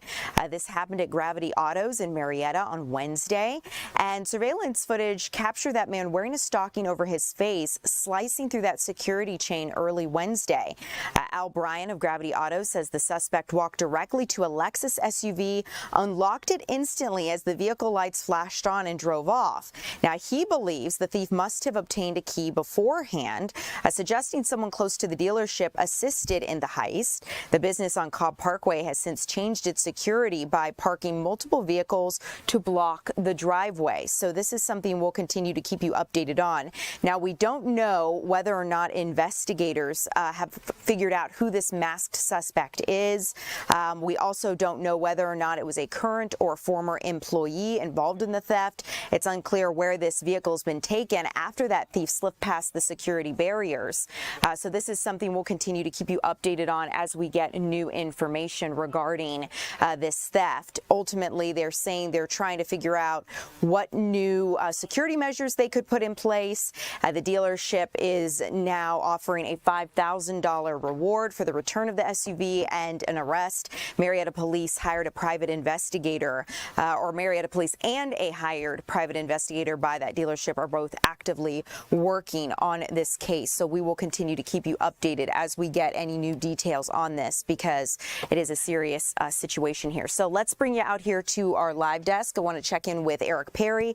Eric, you're following up on a story of a woman who claims that she was scammed by a phony bail bondsman. Yeah, so her son went to jail, was behind bars there, and then later she got a call from a man who claimed to be with a bail bondsman agency. Take a look at some of this video here. They sent the receipt there, so it says they were from the First Action Bail Bonds there. There were some signs, but this is an older woman, so, you know, you get a call thinking that you can pay a certain amount of money, get your family member out of jail, and unfortunately, that's just simply was not the case. So she called her son a little later thinking, you know, oh, he should be out, he should be processed. Then when she got him on the phone, he says, oh, my first appearance in court is not until tomorrow, so we don't even have a bond that has been set as of yet. So she's trying to figure out just exactly how they got her information. We know that there are some sites and systems out there where you can easily look up those who are incarcerated or behind bars or those who were just arrested. But what you can also do, there's different sites as well that you can look up people's information. So maybe they found first of kin, or, you know, first that family member, and was able to find it in that particular way. Take a listen to Cassandra Moore. She was really emotional there. She simply says, I'm an older woman. I work paycheck to paycheck. I just don't have that kind of money to give away. Had a real script. I mean, it was sounding so legit, so I called. So he was saying that my son's bond is $375. That was affordable. Then he said that my son needed an ankle monitor. That was $275. So I sent him both payments. So that equaled up to $650. I want everybody in the state of Georgia to know that this scam is real and it's big. Times are hard right now. Yeah. Nobody, especially me, can afford for somebody to take $650 from me. You know, it's one of those things to where you're acting on emotion if your loved one is behind bars and that type of thing. And she just wants other people to know. So she did reach out to Apple, but technically she willingly gave the money. So there's not much that they can do with that. They told her to reach out to the Federal Trade Commission there to see if they can do anything about it. But if you're watching, you know, they're not just going to call you like that. You know, they're not going to request Zelle or Apple Pay or anything like that. There's a more legal or, you know, a process to all of this that they're going to do, and you feel bad for her, but you know, she just thought she was doing the best thing. Looking back at some of those receipts, I don't know if we can play that video again of the receipts. There's some, you know, he spells bonds wrong. First Action Bill Bonds, B-O-N-D-S there, and there are just some other things. So he told her that his name was Christopher Bates. We do believe that that is not, you know, his actual name. Of course. They've, of course, changed the number since then. There is a First Action Bill Bonds, but it's spelled differently. The actual company is spelled differently, and it is in Henry County and not Clayton County. Okay, good to know. And it's so unfortunate that people are able to find this information, and it's one thing to randomly call people, but the fact that her son actually was in jail and he was able to somehow get her information, and you're in a vulnerable place and you're trying to get your loved one out and figure this whole situation, put everything together, and then this happens. So hopefully we can get some answers. I've reached out to Clayton County Police, where she filed a report, and then also reached out to the sheriff's office, which the jail is under them, just to see if they've been seeing any type of other people fall victim to this as well. Eric, thanks so much for the update. I know we'll see you again later this evening. Guys, as we continue here, let's get to the latest regarding some national stories we're following. We do expect Senator Jon Ossoff to be speaking in Rome, Georgia this afternoon and campaigning there. Our Deidre Dukes is going to cover that for us coming up here at 3 o'clock. In the meantime, let's talk about the president's address last night, because President Trump delivered what he calls really big news related to election security. Now, ultimately, this comes amid a push from the White House to enact stronger voting restrictions before midterm voting kicks off. President Trump marked his primetime address to the nation, and he says that there is new evidence of interference in the 2020 election. The White House says the new findings come from the Office of the Director of National Intelligence. The president has long alleged, without evidence, that there was fraud in the 2020 election. Numerous audits and recounts have turned up no evidence of wrongdoing. The president also faced his own indictments alleging he interfered in multiple states. But as the cases were tossed out after he won in 2024. Now, President Trump has also dismissed previous accusations of foreign interference in elections. But the president has been pushing Republicans all year to pass the Save America Act. The bill includes a national voter ID law and requires a birth certificate to prove citizenship in order to register to vote. Democrats say the president is trying to cast doubt on the upcoming midterms, and even some Republicans share their frustrations by the president's efforts, they say, to relitigate 2020. That would be Senator Thom Tillis, who says that anytime you're not looking back, or anytime you're looking back, you're not looking ahead, and this is where we should focus as we look at winning the 2026 midterms. Now, whether the president's message resonates with voters could shape how both parties campaign heading into the midterm elections. I'd like to let you take a listen to part of what President Trump had to say during his address last night. Our FBI files detailing evidence of alleged fraud by a large-scale voter registration operation in Michigan. In 2020, Michigan State Police raided a Democrat Get Out the Vote organization, corrupt group in Muskegon. And we're so concerned by what they found. They were just so concerned, they couldn't believe it, actually, that they contacted the FBI in Detroit. The documents state that some canvassers admitted to FBI agents that they signed voter registration forms in other people's names, submitted fraudulent registration for people who did not exist, and received gift cards tied to their number of applications that they produced. In other words, it was pay, play, and cheat. The FBI agents working on the case believe that crimes were committed, yet the Biden Department of Justice slow-walked the investigation and killed it. Tomorrow, the Secretary of Homeland Security will hold a briefing to outline his department's recent work confirming cyber vulnerabilities in our electronic voting systems. They are bad. We're in the process of informing governors, senators, and members of Congress of potential issues in their states. If you look at voting today, it's in such bad shape in so many states, and we are committing to fix it. And we're also committing to be working with those states and local jurisdictions to help them fix and patch known technical vulnerabilities before the midterm elections. We have very important elections coming up. We want those elections to be honest. I've also ordered DHS to notify every state about non-citizens on their voter rolls and direct them to remove all ineligible voters from the lists immediately. But most importantly, addressing this crisis of election security demands that Congress must pass the Save America Act. How easy is that to do unless you want to cheat? The only reason you wouldn't do it is you want to cheat because your policies are so bad and your candidates are so pathetic that you can't get away or can't get elected any other way. This landmark bill requires that all voters must show photo voter ID. How simple is that? Could I have your photo, please? Photo voter ID. All voters must provide proof of citizenship. Are you a citizen of our country, please? And hopefully there will be no corrupt mail-in ballots, which if you watched California and so many other places, mail-in ballots are inherently corrupt. So you would have No mail-in ballots except for illness, disability, military deployment, or travel if you're going away on business or vacation. These reforms are urgently needed to stop the vulnerabilities that I've mentioned.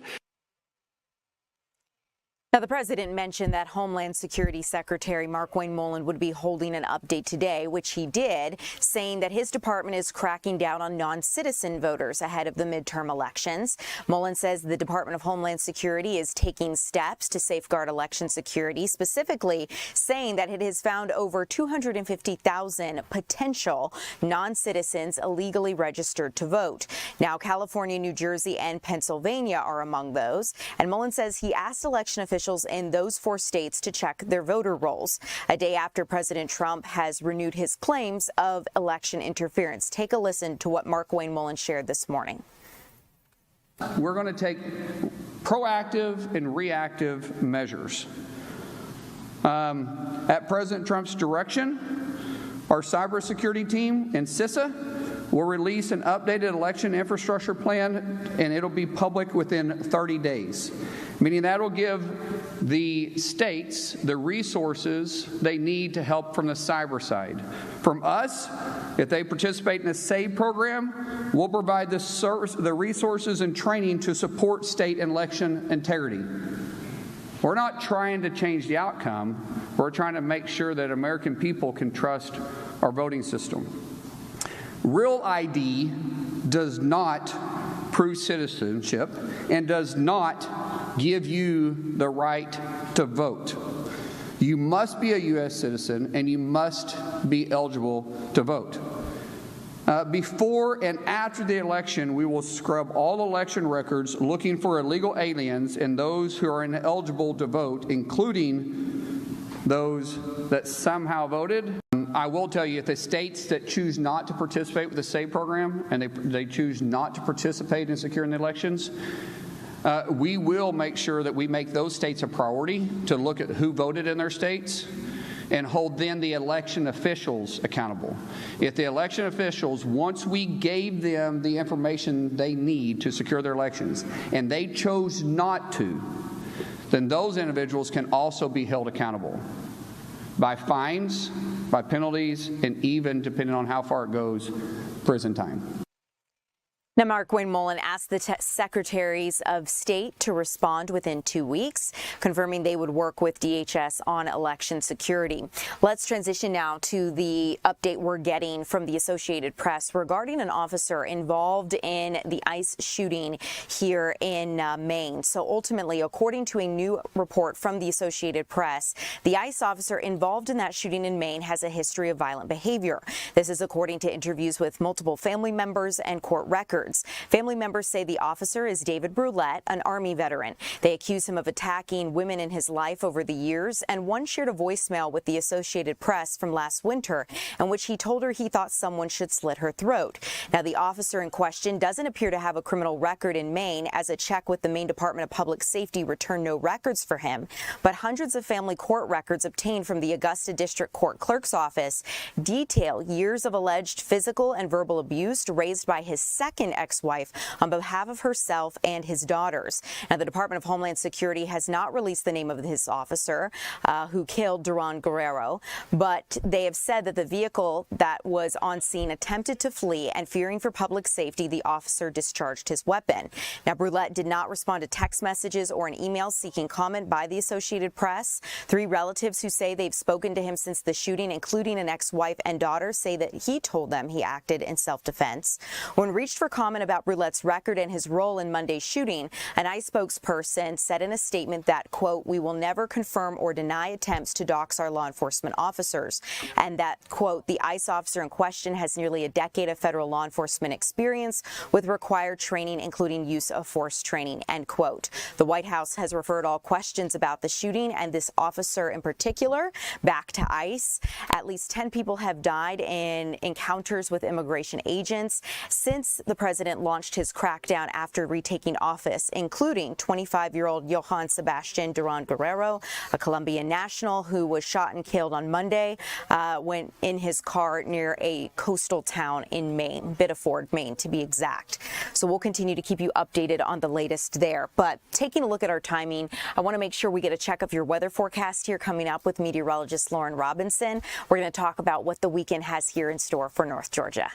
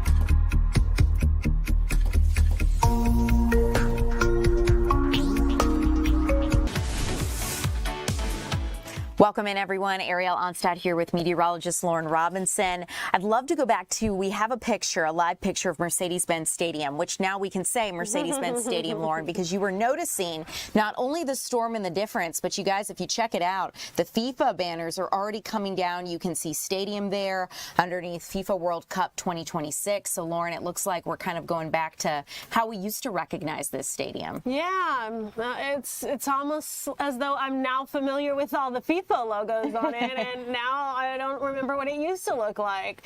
I'm sure we'll be reminded soon, shortly after all of this other branding comes down. But in the background, as Ariel just said, you can see those shower downpours, and we are starting to see some storms all across North Georgia. What started as a couple of rain showers near Blairsville has really exploded and lengthened, making its way into northern portions even of Fulton County. So let's zoom in here where we are seeing the heavier rainfall, all of those storms becoming pretty active out there. Oh, that's because I'm on the active radar side. Let's go ahead and now take a look here. We'll go back to where those storms were, and I'll zoom in for you a little bit. I guess that's the good news about this being live and informal. We're going to figure it out as we go, Lauren. Right. So we have a long line of storms from LJ all the way down through Canton into Roswell. So all of these storms are dropping heavy rain. So because of that, we do have a flash flood warning that's been initiated until 4:45. That's going to be mostly for Gilmer County there, but it does include portions of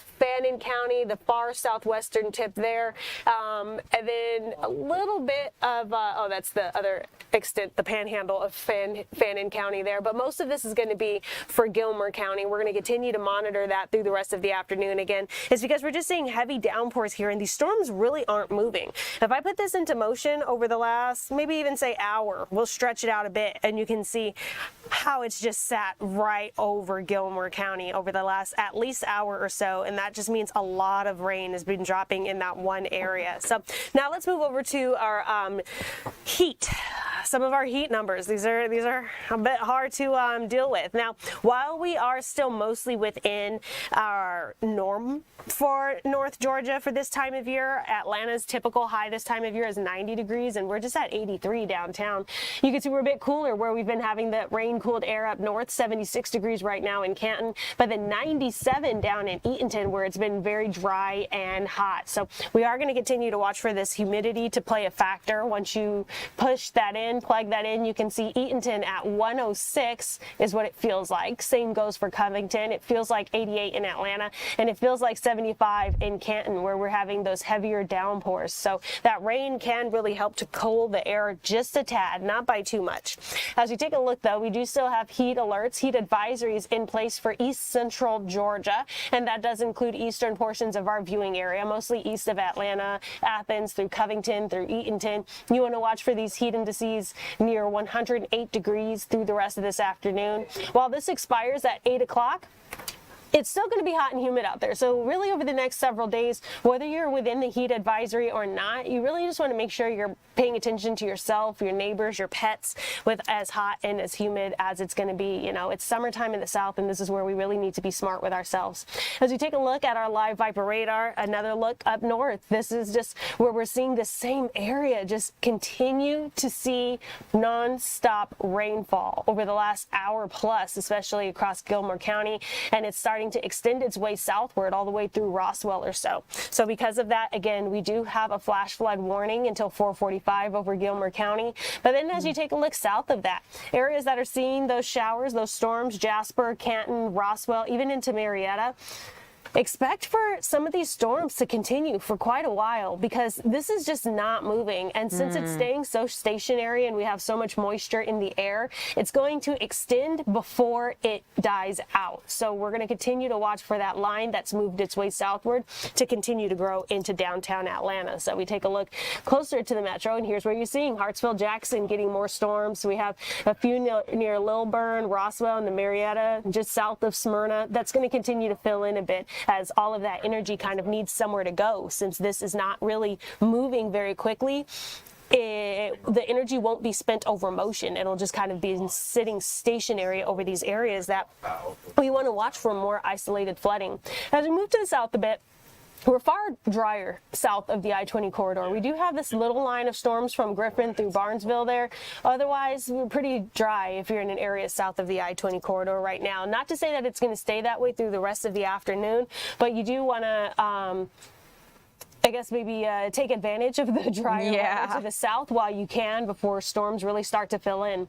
So when it comes to severe weather, our biggest threat today is going to be damaging winds, and I wouldn't really say so much about the large hail today, but certainly flooding and lots of lightning and thunder. I think flooding might be our biggest issue. With that, I'll put maybe damaging winds at a close second.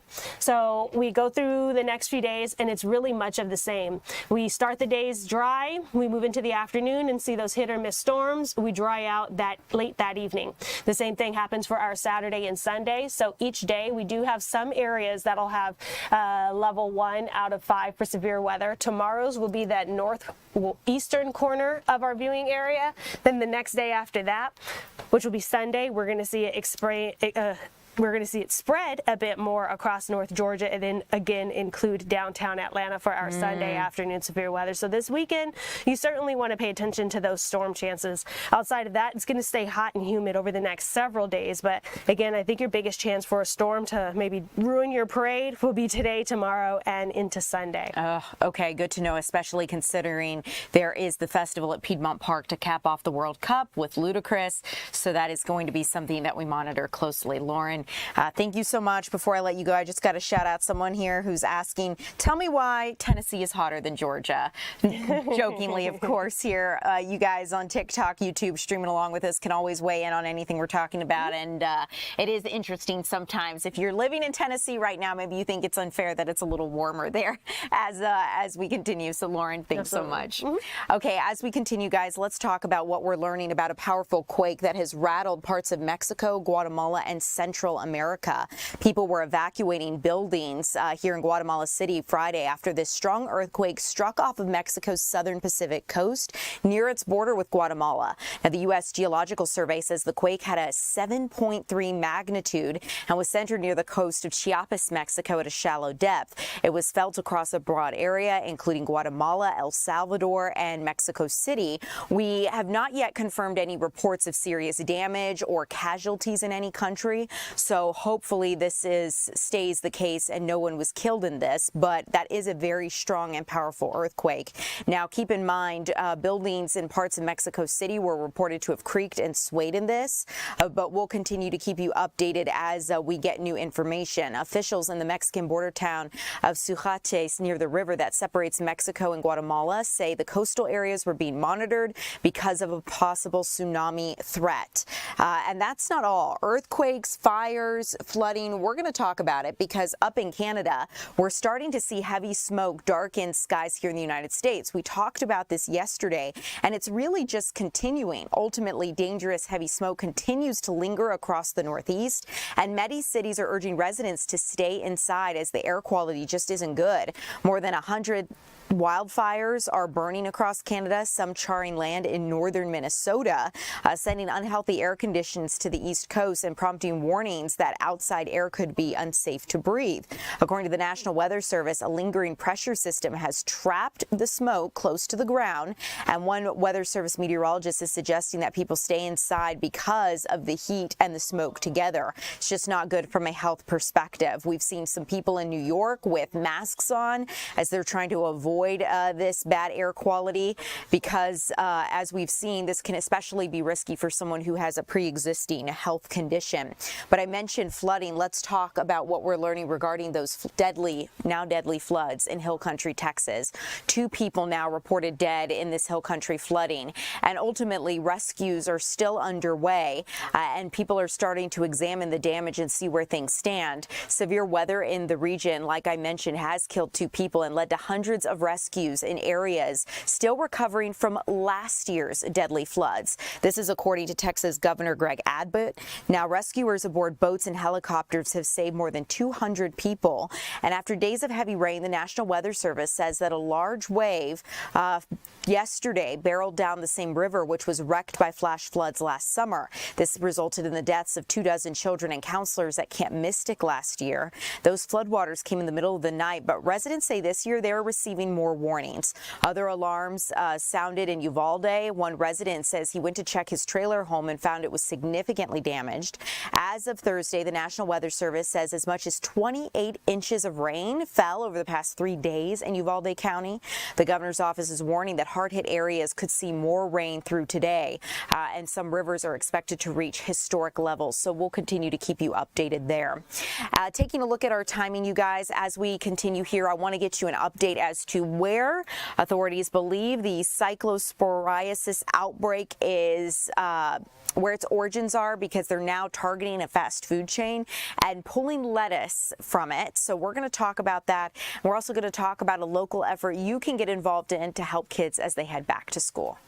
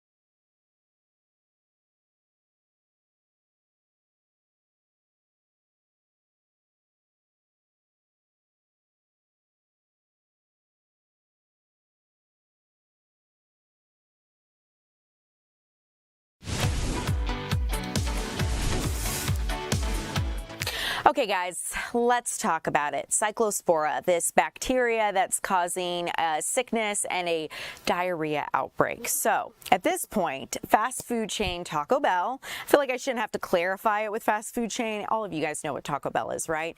But they say they're going to stop using lettuce from a supplier linked to a cyclosporiasis outbreak. Federal health officials are investigating more than 16,000 illnesses across 5 states. Federal officials say they've identified lettuce as the source of this widespread outbreak, and they say cyclospora is that parasite causing the diarrhea or bacteria. I feel like I've heard it both ways, and I want to make sure I confirm which way that actually means. So, regardless, it can make you sick. The CDC late Thursday confirmed that the source of that source and warned consumers not to eat shredded lettuce from Taco Bell restaurants across 5 U.S. states in the Midwest. That is where the contaminated lettuce has reportedly been served. So the good news is we're not in the Midwest, but in a statement, the company says the, quote, affected ingredient from our supplier is being indefinitely removed from our supply chain nationwide and will be replaced in 24 hours in select states. Now, the White House Thursday actually weighed in on this situation, saying the Trump administration is closely monitoring this outbreak and does have a handle on it. For now, health officials say it's still good to take extra precautions, wash your produce, perhaps cut away the outer layers, and wash your food before handling your produce. Thursday, an Ohio man filed a federal lawsuit against Taco Bell, saying a meal there made him sick. Of the 1,600 cases reported across 5 states, the CDC says nearly 100 of those people were sent to the hospital. So just be careful. As we continue, let's talk really quickly here about Fairlife, because if you use their milk, you may not be able to drink the milk here for a hot second. This is because Fairlife production has been halted across the United States after a network hack, and Fairlife is owned by Coca-Cola. So Coca-Cola is the parent company, and it has announced that it is temporarily suspending its U.S. production operations after a ransomware event. An unauthorized third party gained access to a portion of the dairy company's systems, including production-related networks. So officials have confirmed the product quality and safety of this remains unaffected, and operations in Canada continue to run normally, but ultimately they are trying to resolve this. So we'll keep you updated as that moves forward. But in the meantime, let's talk about a good way for you to get involved to help students start the school year off strong. Salvation Army is working to stuff the bus, and our Maria Guzman joins us live to talk a little bit about what they need. Maria, it is great to see you. How can we help? Hey Ariel, I've been here since 11 a.m. and I just want to show you how full this bin has gotten since then. Camera, guys, a full look, but I mean, we talking book bags, highlighters, crayons. Everyone has just been so giving and just buying a few items today. And there's even some people inside already doing some school shopping. But I want to go ahead and talk to Carla here. Carla, you've been all day here enduring the heat, but for a good cause. What goes through your mind when you see this full bin and people donating? Oh, it's incredible. It just shows what this community can do, what it continues to do in all different causes and through any group that come out and ask for help for their community. They come out and they help it as best they can, and this is amazing. It's been a great show today. As you talk to people, I see you are giving them a list. Yeah. What's their response? Do they want to help, but do they know the need here in the county? Yeah, absolutely. They understand that this is a need. There's many that have made comments that their groups are also raising funds and also collecting those items because we recognize this is a need right now. And during a financial crisis, this is one way that we can help our community. Yeah. When we talk about just the financial crisis or the trends you guys see in Gwinnett County, what are some of the stories that parents or teachers tell you that they face? Is it the type of a situation that is, I pay the bill or buy school supplies? It is that, exactly that. They come in and they don't know where to turn. They don't know whether they can pay for their food or if they should make the decision to cut off their lights. And so the people are coming through our doors with very difficult decisions to make. And this is one way they don't have to make a decision. We can provide that for them. We can help through the generosity of this community. Got it. For anyone who wants to help, I know you guys are going to be here until 4 p.m., so there are a few more hours, 1 hour and a half around there. But if they can't make it out today, how can they still help? Yeah, if they can't make it out, they can come to our location on Sugar Loaf, and at the Salvation Army of Gwinnett, and they can bring those items. If your business wants to collect internally, we have a business that's doing that as well. You can collect at your own locations and then call on us and we'll come and collect it from your location. But anything that you can do to donate is always helpful. Yeah. Awesome. Thank you so much. I really appreciate it. So again, you still have some time to come here, donate some book bags, some pencils, some wipes. I know it's always very exciting just going back to school with some new supplies, right? Some new items. Maria, thank you so much for letting us know how we can help. I appreciate you, and I know we're going to see you again here upcoming at 3 o'clock with more information on how we can get students successfully back in the classroom, so thank you. Guys, as we continue, I want to get to some breaking news that we're following out of Atlanta's airport because a ground stop has just been issued. Let's take you live to the airport now where you can see that plane as it taxis there on the runway. So what this means is that planes can come into the airport, but they are not able to take off at this time. So we will continue to keep you updated as these storms move through. Meteorologist Lauren Robinson was just showing us on radar how there were a lot of pop-up storms there around the airport, and this is likely causing, having this ripple effect and causing these delays. So if you do have a flight today, just give it a check. You could be affected by these storms, but fingers crossed that is not the case. You're taking a live look there at radar, as you can see. So meteorologist Lauren Robinson will join us again here upcoming at 3 o'clock to keep us updated on what to expect.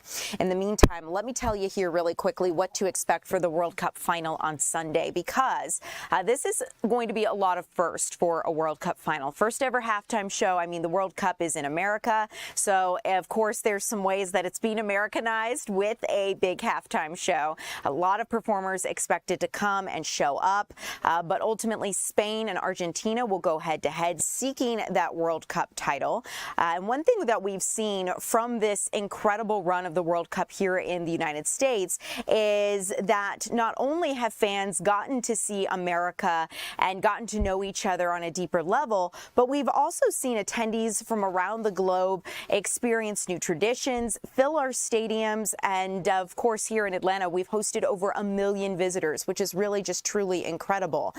We've seen 11 U.S. cities host, and this has been an expanded competition of 48 teams, something FIFA has not done before, as this has been hosted across Mexico, Canada, and the United States. Ultimately, 90 minutes before kickoff is the closing ceremony for the FIFA World Cup on Sunday. And then we expect Jennifer Hudson to sing the U.S. national anthem. Post Malone is headlining. Tom Cruise is making a special appearance. And midway through the match, cue the first ever World Cup final halftime show. Artists will include Shakira, Madonna, BTS, Justin Bieber, and Coldplay. And plenty of festivities are leading up to the final, including a match Saturday as France and England square off in Miami for a fight for third place.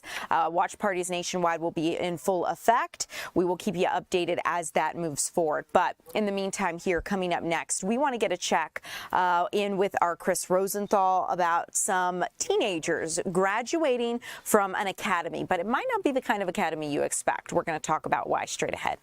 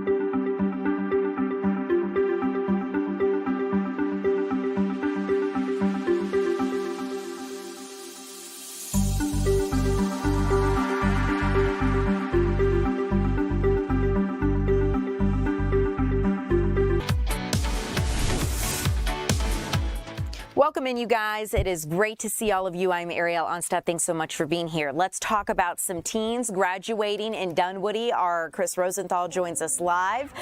Chris, tell us a little bit more about this academy. Yeah, absolutely. This is the 1 week long Dunwoody Police Teen Academy, or Dunwoody Teen Police Academy here in Dunwoody. They have this. It started Monday, and today was graduation day. Of course, they closed it out with a final session where they got to practice traffic stops and really got to see what it's like when you have to make split-second decisions. A traffic stop, as we know, can be completely safe, or it can be dangerous, and so they got that experience to practice that, but have gotten a lot of experience all throughout the week. All 14 of these students, of course, they all graduated here just moments ago. But I have Sergeant still here, and he is the one who coordinates and really runs this whole program. And tell me, we saw the traffic stops. So throughout the week, what do these students go through? Well, so it's a week-long summer program for students ages 14 to 19. This is an opportunity for us to really, first of all, connect with our young people and teach them what we do in our industry.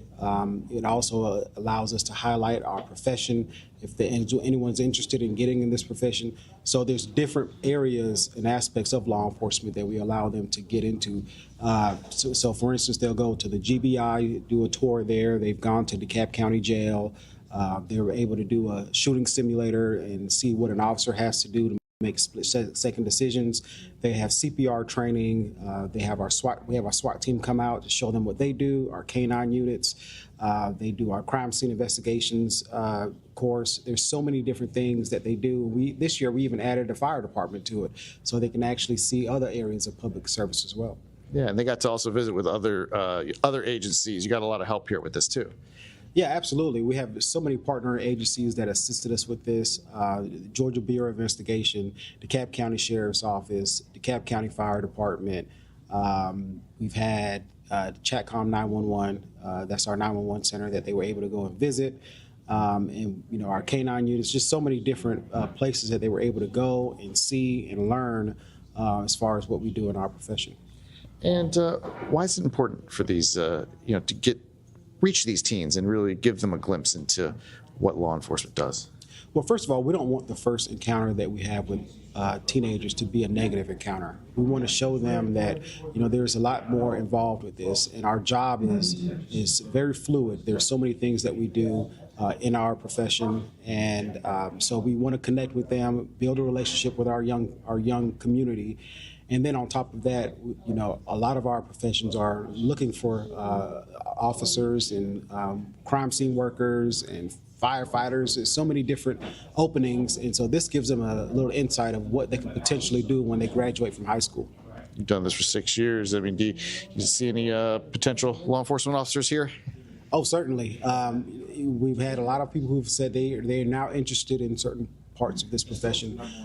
We've been doing this 6 years, and we've had people who have continued on to join our cadet program, and we've had cadet officers that have continued to be police officers, even within our organization where we are now. So it definitely does help to introduce them into our field.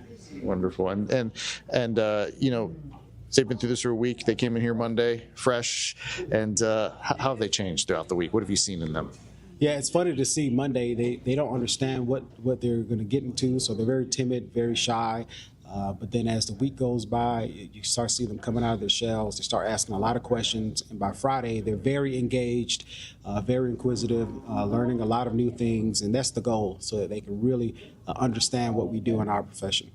Awesome. Well, it's really, really great to watch this and see these students, and talk with them a little bit, just about how they've grown, and I think each one of them got something out of each segment and each session, and it's like all of them really took something away from this. So, Briss, back thank to you for introducing us to what they're up to. I really appreciate it. And I know we'll see you again here upcoming at 3 o'clock. So Chris Rosenthal, thanks so much.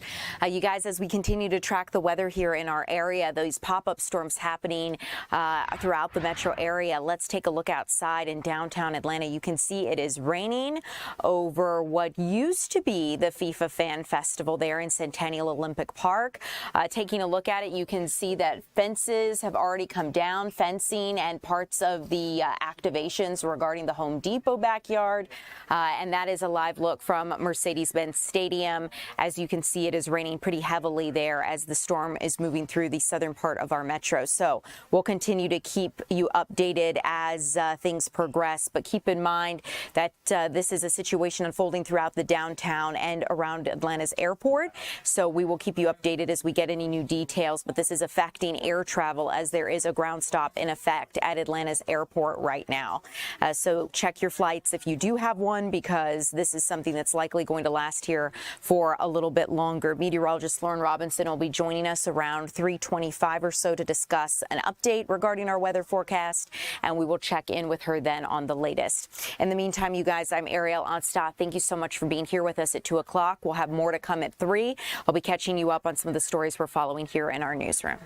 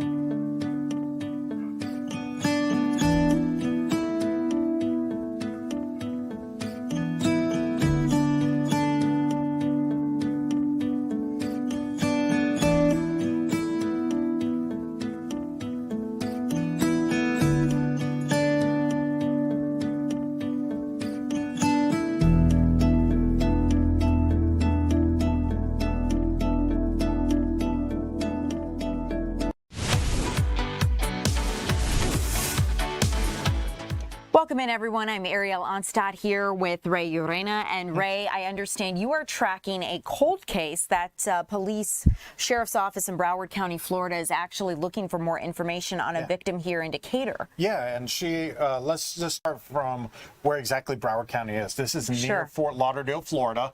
You have a picture of her on your screen right now. They have just recently identified her as 16-year-old Sheila Ann Nichols, and they say that she is from Decatur. Now, what you just saw is a rural part of US 27, also known as Lake Okeechobee Road, that goes up through the Everglades swamp up towards Lake Okeechobee, towards central Florida. So it's a very rural area, and you can see that her body was found more than 650 miles away from her hometown down there toward the South Florida region. You can imagine this is a very rural area. There's a lot of power lines, a lot of high voltage transmission lines, not exactly a very populated area. And this all happened in 1983. That's when her body was found.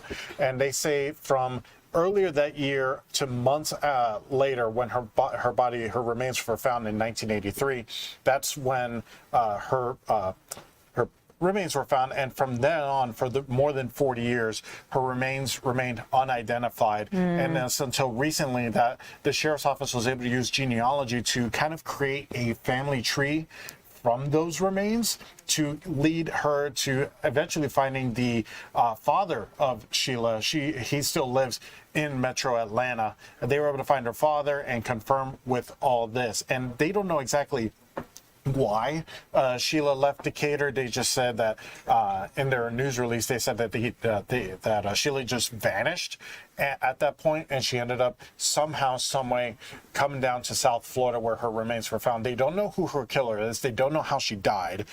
So there's a lot of unknowns with this story, but they are hoping that while they are getting the word out down in Miami and down in South Florida where all this occurred, they're hoping that people up here in Metro Atlanta can help them as well. And here's what one of the detectives had to say about the case. That one phone call from one person, and it would make all the difference in the world going forward. There is some information as to who she may have been seen last with, and we are pursuing those leads. But what we need is the public's help from the Georgia area.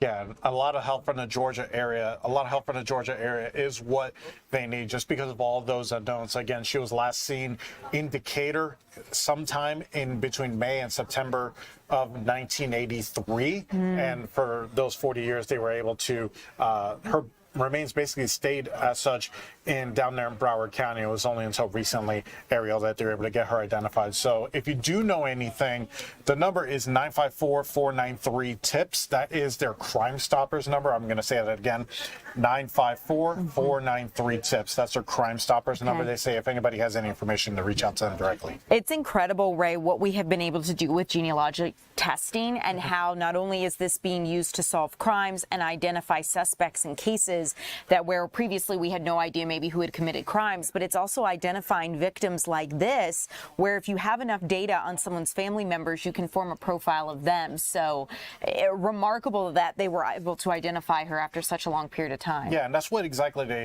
talked about earlier, is that they had to create this profile because they didn't have any flesh. They had nothing to work with. So it was just getting into a DNA molecule that was deep inside one of her bones. And then, but that only gave them like sort of like a profile of who it was. And they kind of had to create a family tree to just be able to get to her potential relatives. And that led them back to North Georgia. They have made several trips to North Georgia since they identified her, but they still need people's help here in Georgia about, you know, what would have happened to her, because they don't know why she left Decatur. They don't know how she ended up in South Florida. They don't know who and it's may have been such a rural area, you know, like that's not exactly a populated No. space near the Everglades. No, it's not. And you're talking about 10, 15 miles to the next town, closest towns, just from my memory of living down there for 25 years. Yeah. Closest towns are Weston, Coral Springs, the Sawgrass Expressway, sort of that area. Next closest town on US 27, you're pushing into Palm Beach County, which is a different county, and another 30 minutes north, 30 minutes and 15 minutes south, just kind of like in the middle of nowhere, so to speak, because I believe that area where she's from, where she was found, that's the exact area has been lost to time. But judging from that area, I've driven up and down it a lot, just living in Miami, and that looks somewhere near Alligator Alley, I-75. Okay. So that's a very rural area, not a lot of cell phone service. But back then, it's 1983, there weren't a lot of cell phones out there, but just goes to show how isolated that part of town is. Yeah. Well, Ray, thank you for joining us live and speaking about this. Hopefully this reporting and people paying attention will be able to get more information to Broward County Sheriff's investigators. So, And I'm just going to repeat the number one more time. Please. 954-493-TIPS. That's Got the it. number. Ray, thank you. All right, guys, as we continue here, let's talk about a situation we're learning more about here. We want to talk about the 3 officers who have now been fired from their posts because of alleged misuse of the Flock license plate system. These 3 officers worked for the Fayetteville Police Department, and the department fired those 3 officers after an internal audit exposed unauthorized searches within this public safety tracking database. Now, ultimately, investigators say that they found the terminated officers used the database to track their own vehicles or the plates of family members and acquaintances rather than random members of the public.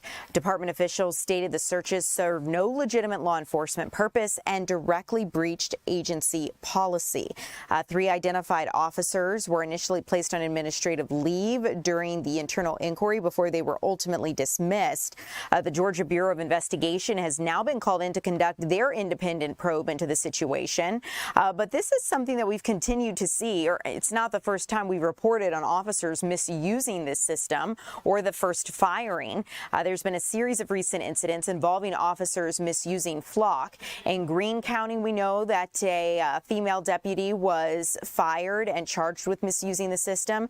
And then 5 police officers in Albany were also charged earlier this week, along with 2 male investigators, a sergeant and lieutenant in Cherokee County, that were charged last month with violating their oath of office. So this is something we'll keep you updated on as we get new details. But in the meantime, I do want to let you know that federal authorities with the Department of Education will now be investigating DeKalb County Schools over how they report and handle sexual assault allegations. The Office for Civil Rights initiated this probe after finding inaccurate district reports involving sexual misconduct claims against staff. School administrators confirmed their legal team is communicating with federal authorities and actively gathering information. Now, this does not confirm whether or not the DeKalb County School District did something wrong, but there is enough there that the federal authorities believe it warrants an investigation into figuring out the situation. I'm taking a look off to my right here, and I see Angelique Proctor standing by, so I want to continue to keep you guys updated on what we are following. It is raining outside, so let's go ahead and talk to Angelique about what is going on with this story she is following today. We understand an elderly woman was shot and killed in East Point. And Angelique, I hope you're able to stay dry. I see you there off to the side. This is a tragic story. Can you share what you're learning? Well, good afternoon to you, Ariel. Yes, the bottom fell out here in downtown Atlanta. We are actually at Grady Memorial Hospital. I can tell you that a lot of people are very angry about this story. It involves a 75-year-old woman who was a member of the East Point community, a senior who, of course, is well respected, well loved. And not only was she a senior, but she was a good Samaritan, giving out food at the time that she was shot Wednesday morning. Let's take a look. It happened on Washington Road in East Point, and I can tell you her son is down here by her side. That was at the Chevron on Washington Road near Camp Creek Parkway. Ms. Gordon was passing out food for the less fortunate out of her trunk. Those who were actually standing with her to receive the food initially thought she fell, and so they called 911, and once the EMTs got there, they discovered that she had been shot. Now, we just talked to her son about all of this moments ago. Well, Mom usually donates food, so she was handing out food at the gas station, and then some stray bullet hit, struck my mom in the back, so that's what happened. Wow. So she was giving at the time of the shooting? Yes, ma'am. What do you think about that? I think it was terrible. You know, it's just you'll never know what's going to happen, and somebody's trying to do the right thing, and then stuff like this happen. How long has she been giving to people like that? What, 10 years, 12 years? It's been a long time. Is she doing it just as a single person, or is she with like a ministry? Or? Well, it's both. Most of the time it's her by herself, but sometimes I'm with her or somebody else is with her. But on Wednesday morning, and that's the other thing, happened early in the morning. Yes, ma'am, it did. And she was by herself, but the people who she was helping had stepped in and help Mom, trying to keep Mom okay.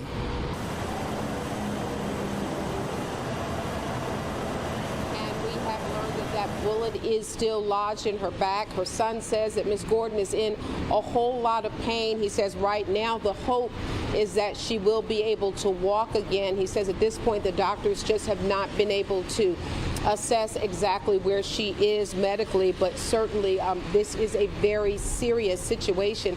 We should also mention that she is a grandmother of 2, as well as a mother, well thought of, and in fact her family is rotating shifts so that someone is here at Grady Hospital with her at all times. Now, we did talk to East Point Police.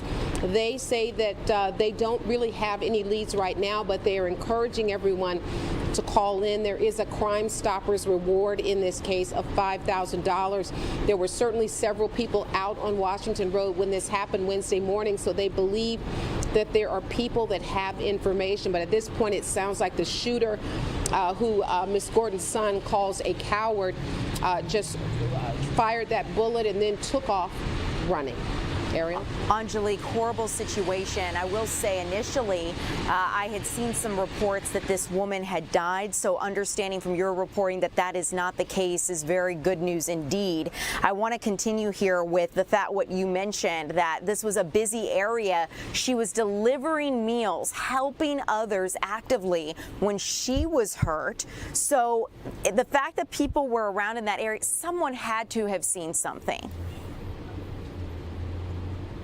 And that is what police believe. They believe somebody can help them with this, so they immediately got this $5,000 Crime Stoppers reward. Hopefully that will be an incentive to get people to start talking. If you have information that leads to an arrest, you can in fact get that money. But the police officer told me many of his colleagues are really very angered by this, because this is someone who is improving our community, who is giving of herself, and to be violently shot like this is just inexcusable. Angelique, so well said. I hope she is okay. I hope that her son is able to be by her side and help take care of her. And as you get more information on this, Angelique, no doubt you'll continue to keep us updated. So I'll let you get out of the rain. I appreciate your time and your reporting this afternoon. Angelique Proctor there outside of Grady. We'll continue to keep you updated. Let's talk now about another woman who was shot. This time she died. We're going to talk about this unfolding in Hall County, where police believe a targeted shooting unfolded at a convenience store, and they're trying to figure out what led up to this. It unfolded at a convenience store on Mountain View Road, and one woman is dead.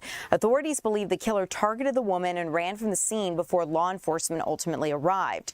They had closed the roads nearby for quite a few hours to investigate. You're looking at scene video from overnight here, but they do believe that shooter targeted the woman specifically, and they are searching for that person.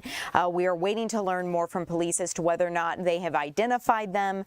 At this point, it is likely police have a good understanding of who this person is, but they have not released that information to us yet. The store owner of that convenience shop, Farouk Khan, says he's reviewed surveillance footage after the shooting and saw the victim being shot. He believes that she was shot outside and ran inside the store, where then she was shot several more times. Khan's nephew was inside the store when this shooting happened, and another customer ran inside to take cover in the bathroom. He believes this happened around 10 o'clock last night. Just awful. We'll continue to keep you updated as we get any new details on this situation. In the meantime here, I want to take you out live to Atlanta's Hartsfield-Jackson International Airport, where we are learning that a ground stop has been extended now until 4:15 this afternoon. It is a little bit drier based on this camera than what we just saw a few minutes ago, but you can still see those clouds there in the distance. Alaska Airlines or some kind of small jet there taxiing. So we are going to keep you updated as things progress here. Meteorologist Lauren Robinson going to be joining us in just about 10 minutes to break down the latest with the radar and where these pop-up showers are headed. But we did just check this camera, and it was actively raining and storming there. So what a difference just 5 to 10 minutes can make here in North Georgia with these summer-type storms. Let's switch to some national news that we are following. I want to get you updated in just a little bit. We are going to be checking in with our Deidre Dukes, who is at a campaign-style event for Senator Jon Ossoff, where no doubt we have seen a huge focus after President Trump's speech last night, where he talked about election security.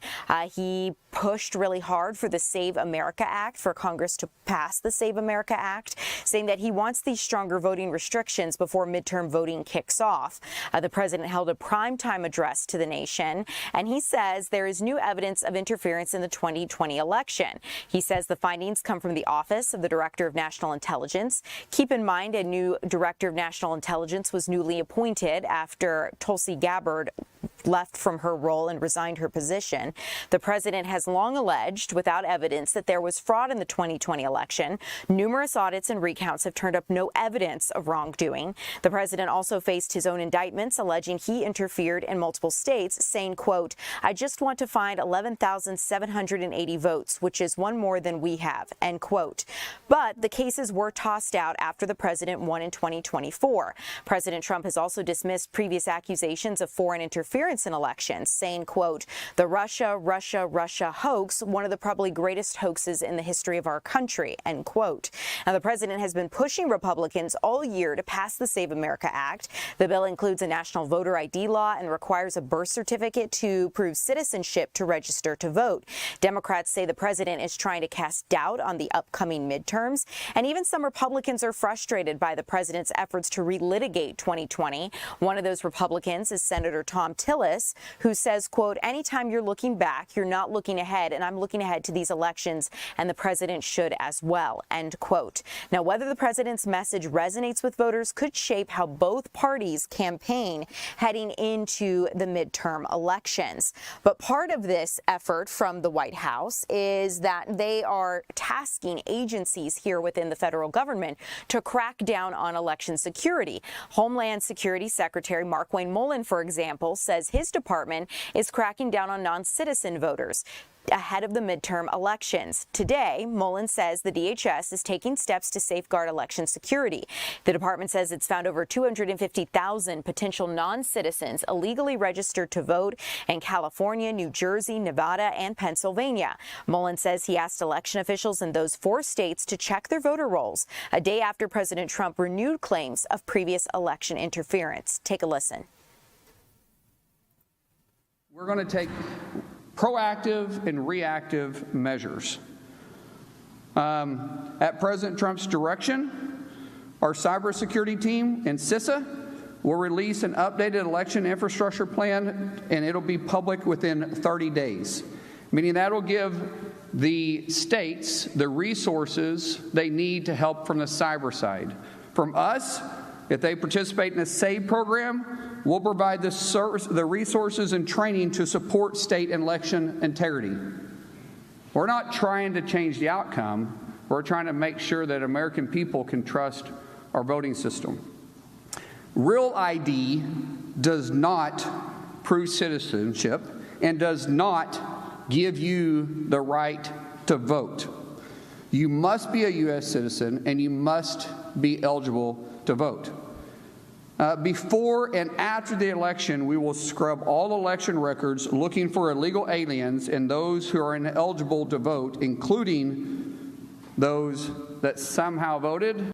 I will tell you, if the states that choose not to participate with the SAVE program and they choose not to participate in securing the elections, we will make sure that we make those states a priority to look at who voted in their states and hold then the election officials accountable.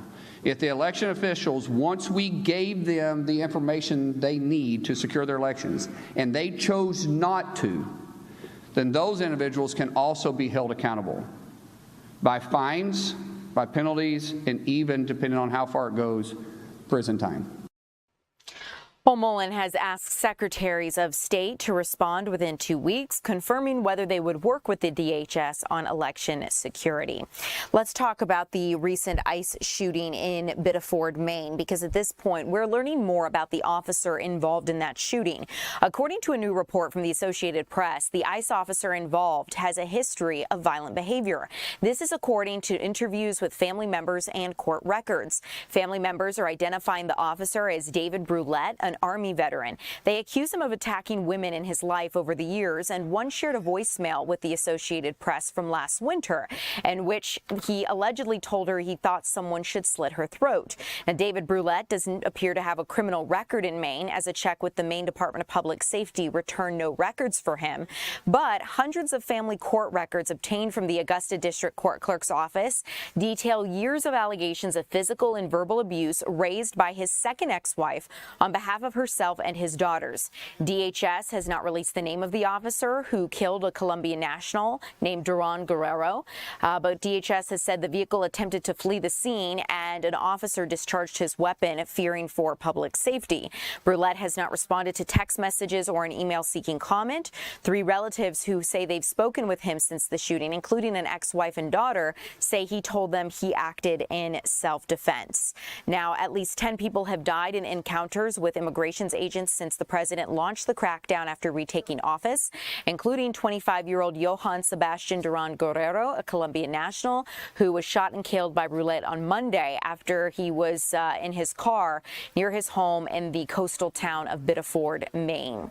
Let's talk about the latest happening in Iran, because at this point, the United States is widening its attacks. The fighting in Iran is expanding, but even as President Trump is doubling down on airstrikes, his options on the ground could be more complicated. For the 6th straight day, the United States has escalated its airstrikes on Iran, but now the target profile is expanding. After weeks of threats, President Trump is now ordering the destructions of bridges, roads, and port infrastructure near the Strait of Hormuz, hoping to cut off resupply routes for Iran's military and pressure Tehran into backing off of the Strait of Hormuz.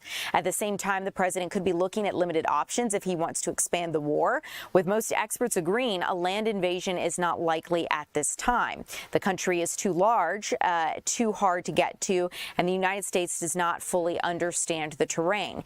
The stepped-up attacks are also aimed at pushing Iran back to the bargaining table, and the White House says that it is working.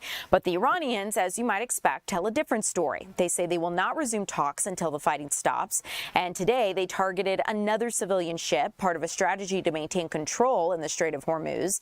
Iran issued a new warning Friday to countries hosting U.S. military bases, threatening crushing retaliation if the U.S. airstrikes do not stop. Coming up, you guys, we're going to bring you a little closer to home. We're going to be tracking the latest on these showers here and thunderstorms throughout the Atlanta metro. Meteorologist Lauren Robinson is waiting to join us.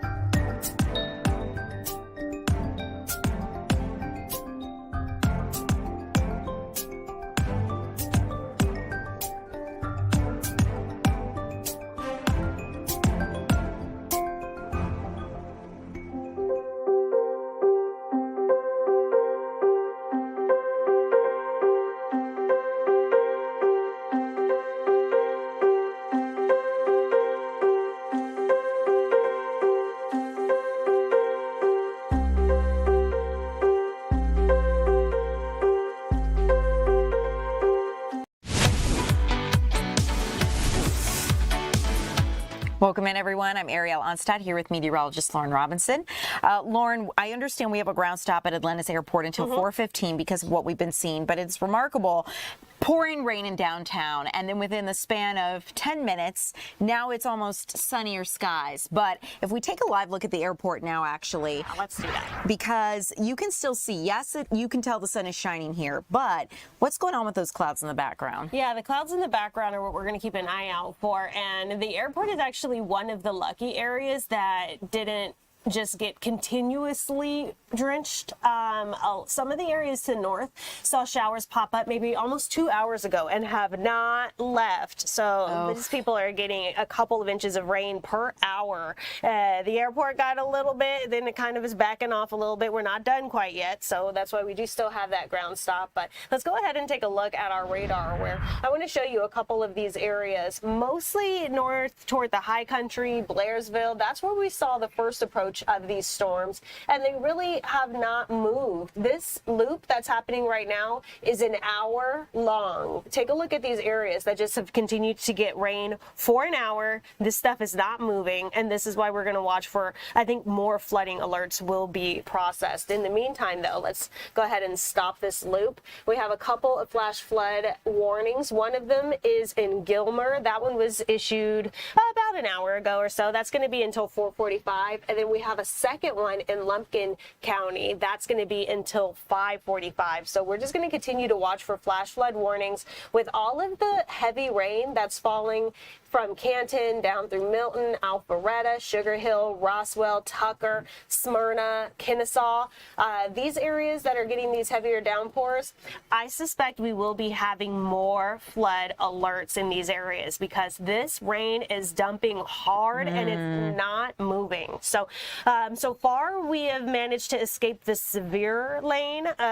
We're just seeing those heavy downpours, but our wind gusts have not been strong enough to initiate a severe thunderstorm warning tag. They have to be at least 60 miles per hour for that. And we haven't gotten any hail yet, and that's also another factor that could initiate a severe thunderstorm warning. So none of those, maybe some very small size hail in some localized areas, but overall our biggest issue has been this water, and it's not moving. So again, any of these areas, if you're hearing that rain falling pretty heavily outside, make sure you're prepared for it to continue for a good while, because there's really no signs of this weakening. In fact, it's continuing to spread. It started up north as just a couple of cells near Blairsville, and as our atmosphere is very moist out there, we all know just how humid it's been today, that just gives these storms fuel. So that is what has been able to allow it to move southward, almost like a closing zipper line, if you think of it that way. So we've just seen some storms start up north. They're moving their way southward, and as we take a look into downtown Atlanta, this is where we're looking for a few more of those storms. These are, of course, going to be smaller cells, but you can see some between the Atlanta word and where it says Fox 5.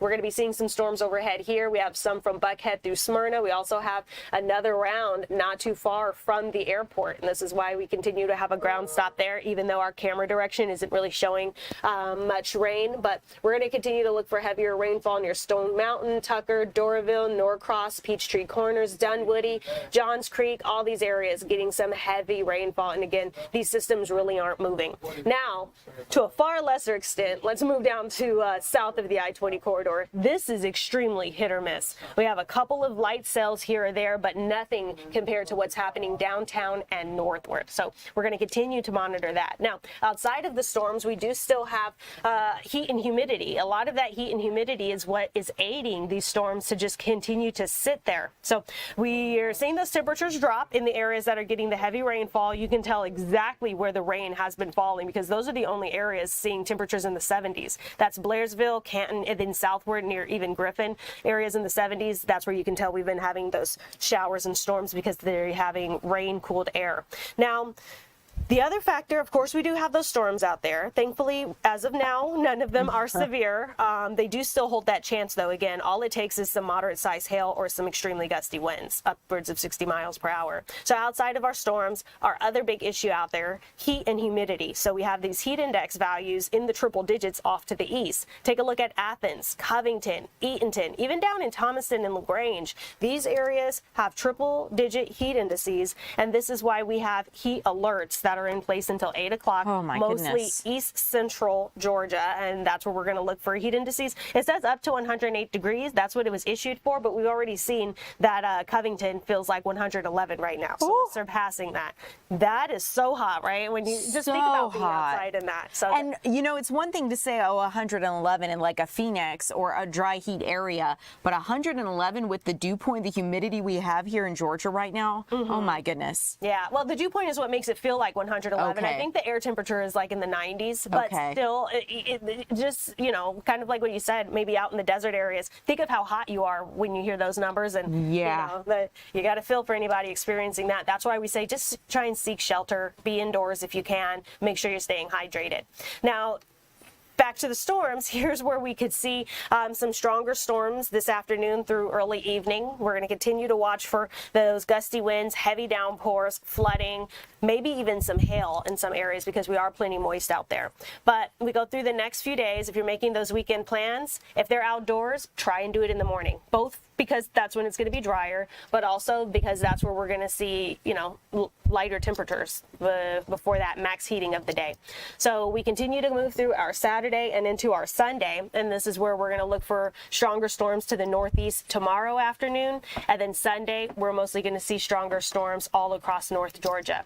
So a couple of things, you know, through the weekend, I keep repeating it. We want to watch for that heat and humidity, but you also want to watch for some storms, and some of those storms are dumping a ton of water. We continue to have those chances through the weekend before we dry out next week. Lauren, really good to know, especially considering I know a lot of people have plans this weekend and they're looking ahead to that World Cup Final Festival at Piedmont Park on Sunday. Ludacris expected to perform, so definitely something we'll keep an eye on for Sunday afternoon. Yeah, certainly. Make sure you pack that umbrella if you do plan to try and tough it out. But again, your drier hours, it's not going to be a complete washout every day. So your drier hours are typically going to be morning all the way through maybe 1, 2 p.m. And then after that, that's when you want to try and keep your eye to the sky to see if you're one of those lucky areas that are going to get a little pop-up storm overhead.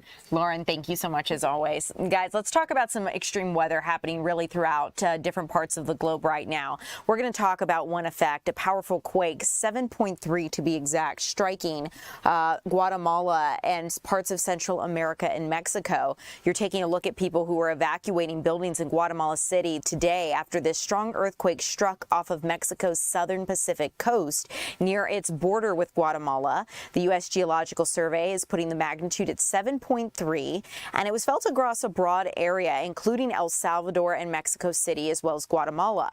We don't yet know whether or not anyone was killed or whether there was serious damage to any buildings, but in Guatemala City, the shake clearly frightened residents during the morning rush hour. And in Mexico, officials say the seismic alert did not sound in the capital because the energy detected in the first seconds of the quake did not exceed activation levels. Buildings in parts of Mexico City were reported to have creaked and swayed, and officials in the Mexican border town of Cicate, near the river that separates Mexico and Guatemala, say coastal areas were being monitored because of a potential tsunami threat. The quake was preceded by a smaller tremor with an epicenter farther offshore.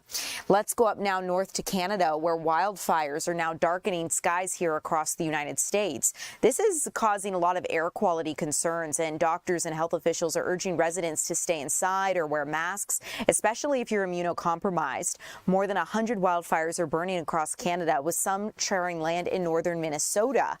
This has prompted warnings that the air outside could be unsafe to breathe in, and according to the National Weather Service, a lingering high-pressure system has trapped the smoke close to the ground. One Weather Service meteorologist is suggesting that people stay inside to avoid the heat and now this smoke, as it's just not really great from a health perspective. Some health officials from New York City say we're seeing handing out face masks in New York just yesterday to try to help people who are potentially affected by this. So we'll keep you updated as this moves forward. But for now, these fires in Canada are causing some severe ripple effects. Let's talk about the latest regarding the deadly flooding in Texas Hill Country, because 2 people are now reported dead as residents are starting to get out and examine the damage in the area. Severe weather has hit the region and has led to hundreds of rescues in areas still recovering from last year's devastating floods. That's according to Texas Governor Greg Abbott. Rescuers aboard boats and helicopters have saved more than 200 people, the governor said. There's just been days of heavy rain, and it's barreled down around the Guadalupe River, same time that this area was hit by storms last year. And, you know, a lot of kids and 24 children and counselors were killed at Camp Mystic last year, and this is that same area.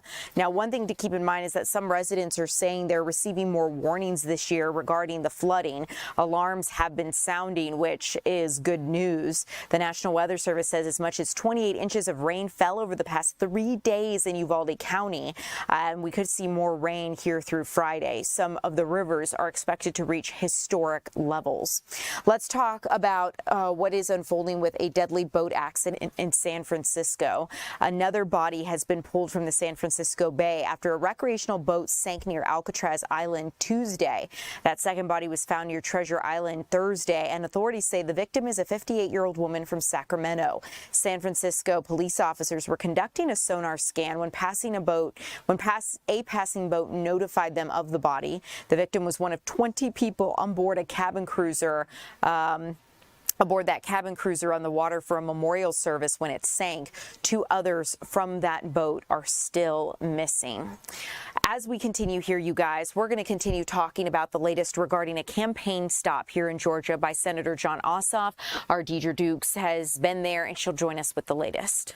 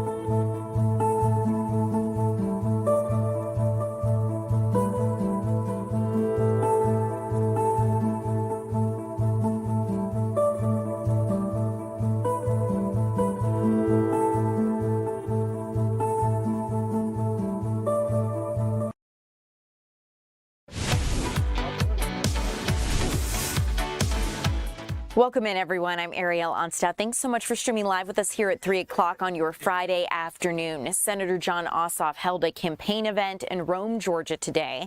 And with all of the talk of election security and President Trump's primetime address yesterday evening, I'm very curious what the senator had to say. Our Deidre Dukes joins us live from Rome. And Deidre, share with us what you experienced here. Thanks for joining us. Of course. Well, I can tell you that Senator Ossoff was here about a half hour or so ago. He made a quick stop here at this campaign office here in Rome, where he was met by a group of supporters, really kind of revving up the crowd, rallying them before they head out to canvass here in the Rome area. Now, he did take some time to talk to them about yesterday's address by President Trump to the nation, blasting the president for the president's remarks, Trump, in addressing the nation, made these following claims, saying that he has declassified proof that China hacked the data of over 200 million American voters, that he also accused intelligence agencies of a cover-up. At the same time, the president also calling on Congress to pass the Save America Act. And of course, that is a strict citizenship voting law that Democrats and some Republicans have come out against, saying that it really suppresses the vote.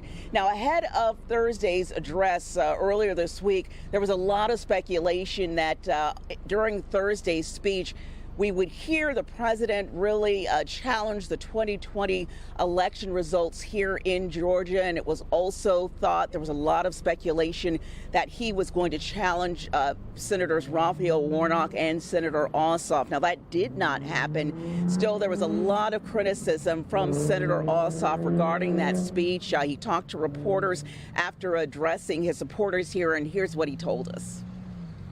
We have a war spiraling out of control, costs continuing to rise for families across Georgia, and the president wants to spend his time relitigating the 2020 election. I thought it was a really disappointing presidential display, a failure of leadership, and that he would try to sow distrust in American elections just week before the midterms, deeply irresponsible.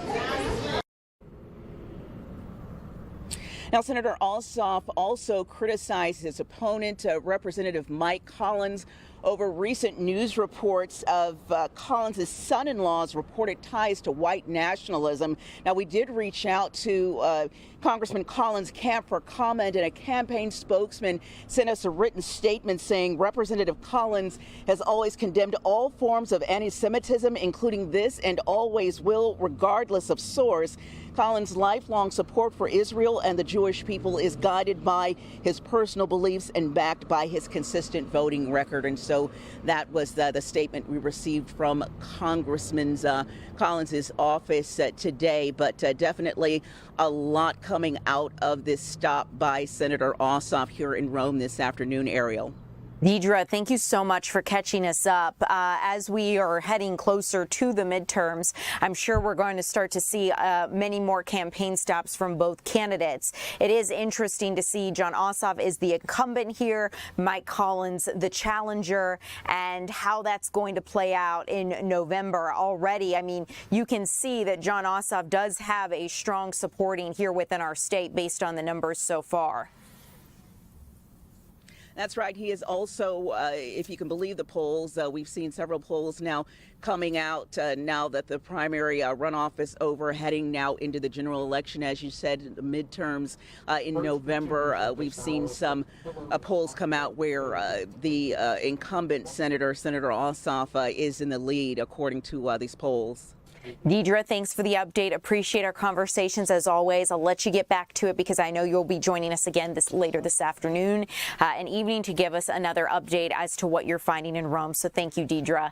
As we continue, you guys, let's switch gears here because I want to talk to you a little bit about this outbreak that we are exploring a little bit further. You may or may not have heard, but at this point, fast food chain Taco Bell says it's going to stop using lettuce from a supplier linked to this cyclosporiasis outbreak.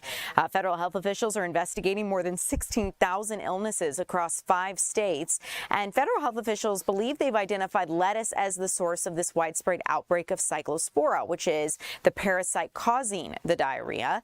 The CDC late Thursday confirmed the source and warned consumers not to eat shredded lettuce from Taco Bell restaurants across 5 U.S. states in the Midwest. So the good news is this doesn't seem to be here in the South, but still, I know many of us are taking precautions. In a statement, the company says the, quote, affected ingredient from our supplier is being indefinitely removed from our supply chain nationwide and will be replaced within 24 hours in select states. The White House Thursday weighed in, saying the Trump administration is closely monitoring the outbreak and has a handle on the situation. For now, health officials say it's best to take precautions and make sure that you peel away the outer layers of your vegetables, wash them thoroughly, and just do what you can. Wash your hands to mitigate the risk. Now, keep in mind, few questions I have here is just if that supplier for Taco Bell could potentially be contaminated. Do they serve any other restaurants, and what does that look like? Because I find it hard to believe that one supplier supplies only Taco Bell. So that's something we'll be digging into and working to find out more details as health officials keep us updated. And one thing as well I want to note is that an Ohio man has filed a federal lawsuit against Taco Bell, saying the meal there made him sick. And of the 1,600 cases reported across 5 states, the CDC says nearly 100 people were sent to the hospital of those. As we continue here, let's talk a little bit about a new initiative underway here on a local level to help get students ready for the school year. I want to talk about an initiative from the Salvation Army to stuff the bus. Our Maria Guzman joins us live from the aisles of school supplies. Maria, how can we help out? Hey Ariel, yes, I made it inside to the school supply section because I want to give you a perspective on how much these items cost and the reason why the Salvation Army of Gwinnett County is doing this. A big reason is because they keep hearing stories locally about how parents have to decide if they want to pay their next bill or buy some school supplies. So their budget is tight and they're stretching their dollars. So I'm gonna go ahead and flip my camera to show you some of the items I've gathered here. Very basic items that you can find in many school supply lists: book bag, lunch box. I grabbed a few pencil, a pen, a notebook, and a little holder there. This alone is about $50. So that's without school shoes or maybe clothes, right? This is just very basic, barely getting any of the things. So that is why they did this school drive for students in need. So some shoppers here, they were able to pick up some of these items and donate it. So let's go ahead and take a listen. So we're out here at Walmart on 630 Collins Hill Drive in Lawrenceville, Georgia. It's a beautiful sunny day, as you can see, and we're collecting school supplies today for many kids in Gwinnett that need them. You know, the Salvation Army, we used to have a thing, we said need knows no season. You know, we're out about in Christmas, we're out in the fall, but we are out and about right now collecting much needed supplies. There are families that are having to decide right now what bill to pay. You know, got to put food on the table, got to do this. Well, it is so important for individuals to come out and give the school supplies that kids need. Many of us have children, so we know what that need is. You know, we're notebooks, we're looking at hand sanitizer, so important. Wipes for the teachers to have, scissors, glue sticks, you name it. We could use them today. We have teacher friends, we have teachers that come into our doors to volunteer, and they let us know that it is very much a real need. So, you know, the other thing, we talk about homelessness like it's just adults. It's children. It's children. It's school-aged children. It's a huge population in Gwinnett that are homeless children and teens. They need our assistance right now. So please, we ask the community to come out and support us. After we gather these supplies today, we'll take them back to our location, 3455 Sugarloaf Parkway, and we'll sort them and we'll get them into the boxes they need to be. Hopefully we get some backpacks today too. Maybe we can stuff the backpacks. And as families are coming in for services, maybe it's food, maybe it's rental assistance, utility assistance. As they're coming in, we'll gauge that interest, and when they're coming in for services, we're going to be able to give them some great school supplies to get their children those much needed supplies getting ready for school. The last struggle they need is to know where they're going to get a pencil from, where they're going to, you know, we don't want kids to have nothing to have when their neighbor sitting at the desk next to them has all of the supplies. Every child deserves to have all the supplies they need. So our location, 3455 Sugarloaf Parkway. You're always welcome. We're there Monday through Friday, 9 to 4. If you have supplies, maybe you didn't get us today, come drop them by. You can also drop off a monetary donation. You can give online at salvationarmyofgwinnett.org to help us continue that need with those funding. So there's about 10 minutes left of this drive, but if you were not able to make it out here, you still have a chance. They are accepting any monetary donations or also any school supplies donations at their main office in Gwinnett County area. Maria, thanks so much for keeping us updated, letting us know how we can get involved and help. I appreciate you joining us, and we'll see you again here really soon. But if you aren't able to donate, like Maria said, through any supplies at this time, they are also accepting monetary donations. Guys, I want to get to a new breaking update we've gotten just into our newsroom regarding a woman who was shot and killed here in Hall County. This woman, as we mentioned here at the top of 3 o'clock, was killed in a targeted shooting at the convenience store. And we're learning more now from the Hall County Sheriff's Office. They say that she died Thursday night after she was shot multiple times at the convenience store on Mountain View Road. That we did already know, but they are now identifying the victim as 44-year-old Tia Vidun Keith, and the suspected shooter is her former live-in boyfriend. According to the investigation to date, they say Miss Keith arrived at the Subnala Food Mart just after 9:30 in the evening, and she went inside the store to make a purchase, and when she returned to her vehicle, the suspect was sitting in her passenger seat. For an unknown reason, they say the suspect shot Miss Keith multiple times while the two were inside the vehicle. Miss Keith escaped the vehicle and went back into the store, and that's where they say the suspect followed and shot her again, striking her multiple times, and she died on the floor of the convenience store. The suspect fled in his vehicle, and patrol deputies and Oakwood Police Department officers arrived at the scene just after 9:40 p.m., moments after the store clerk dialed 911. The clerk and customer were inside the business at the time of the shooting, and neither of those were hurt, those people. But this is something that they say they are continuing their search for the suspect. They have viable leads of the location, but for the safety of law enforcement personnel conducting the search, they are not releasing any additional information at this time. So again, 44-year-old Tia Vidun Keith, and the suspected shooter is her live-in boyfriend. So as we continue, we will keep you updated as we get any new details here at Fox 5. But straight ahead, we are going to be checking in with our Chris Rosenthal about a graduation for some teenagers from a very specific type of academy. That's straight ahead.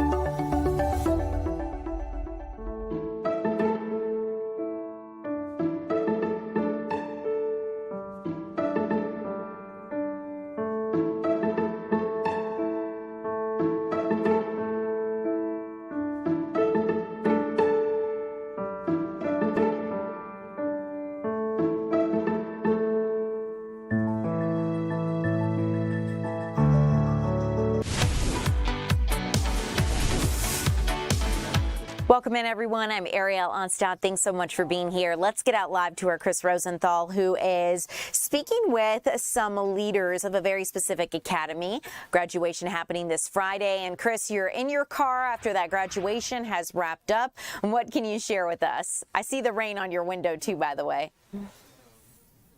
Graduation did wrap up, so I'm over here in my car. It's a little bit rainy and wet to be outside here at the Dunwoody Police Annex here, where that graduation just wrapped up. That graduation is actually a group of teenagers, 14 teenagers aged 14 to 19, graduating from the Dunwoody Teen Police Academy. This program started on Monday and has gone through the whole week, and they've had a variety of sessions and seminars and training examples, and a chance to really kind of go behind the scenes of what it's like to be a police officer. They've gotten to go to jail, they've gotten to meet with canines, they've gotten to do various simulations. They got to do traffic stop simulations. Really get to see what it's like to do a traffic stop. Traffic stops, some of them are very harmless and some of them can end up dangerous. So they've got a whole variety of experiences, and it's really important, the police say, to really reach out to the community, reach out to these young folks. And I spoke with Sergeant Silva. He's the one that coordinates this, and some of the students just about this experience. Let's take a listen. I came here just because I wanted to learn more about how law enforcement operates, and I definitely got that out of it, but I learned a lot more. Like, I've always been interested in how canine officers operate, and that's been my favorite thing. So I got to learn about how they do their stuff, and that was mainly the main thing I took away from this, and I really just enjoyed this week getting to learn about law enforcement. Was there anything that maybe surprised you? The use of force, what we learned about that surprised me, just all the things that go into consideration before making rash decisions. So yeah, that was really interesting. Yeah, that was one of the students, Bennett, there, and I think each student at graduation got to go over, and explain, something that resonated with them. And each one of them had something different. Each one of them picked up on something different and unique out of this. But I think all of them took away a new appreciation for police officers' jobs and public safety jobs, and maybe a little less scary. Sometimes we think police may be a little scary, and then some of them, I think, maybe felt a little bit better about that, and some of them even express an interest in going into law enforcement one day, and we'll see what happens. This is the 6th year, by the way, that they've done this. Pretty incredible, Chris. I think it is remarkable that these students can form these relationships early on and kind of decide how they want to better serve their communities and decide whether or not that this career in law enforcement could be something for them. And whether they decide to do it or not, they at least have a better understanding of how police officers operate, which it sounds like that's what that kid you spoke to, kind of what he was sharing with you. Yeah, absolutely. Just a better sense of what it's like to be on the other side of it. If they ever get pulled over, they'll have a better sense. So, what the mayor was here, she said, even if they don't go into law enforcement, this is something where even as a citizen will benefit them down the road. I appreciate it, Chris. Thanks for joining us. I'll let you get home and stay safe in the rain out there. Thanks for joining us. And thank you guys for being here live with us at 3 o'clock. The news at 4 is just about to begin. I'm Ariel Onstadt. We'll see you soon.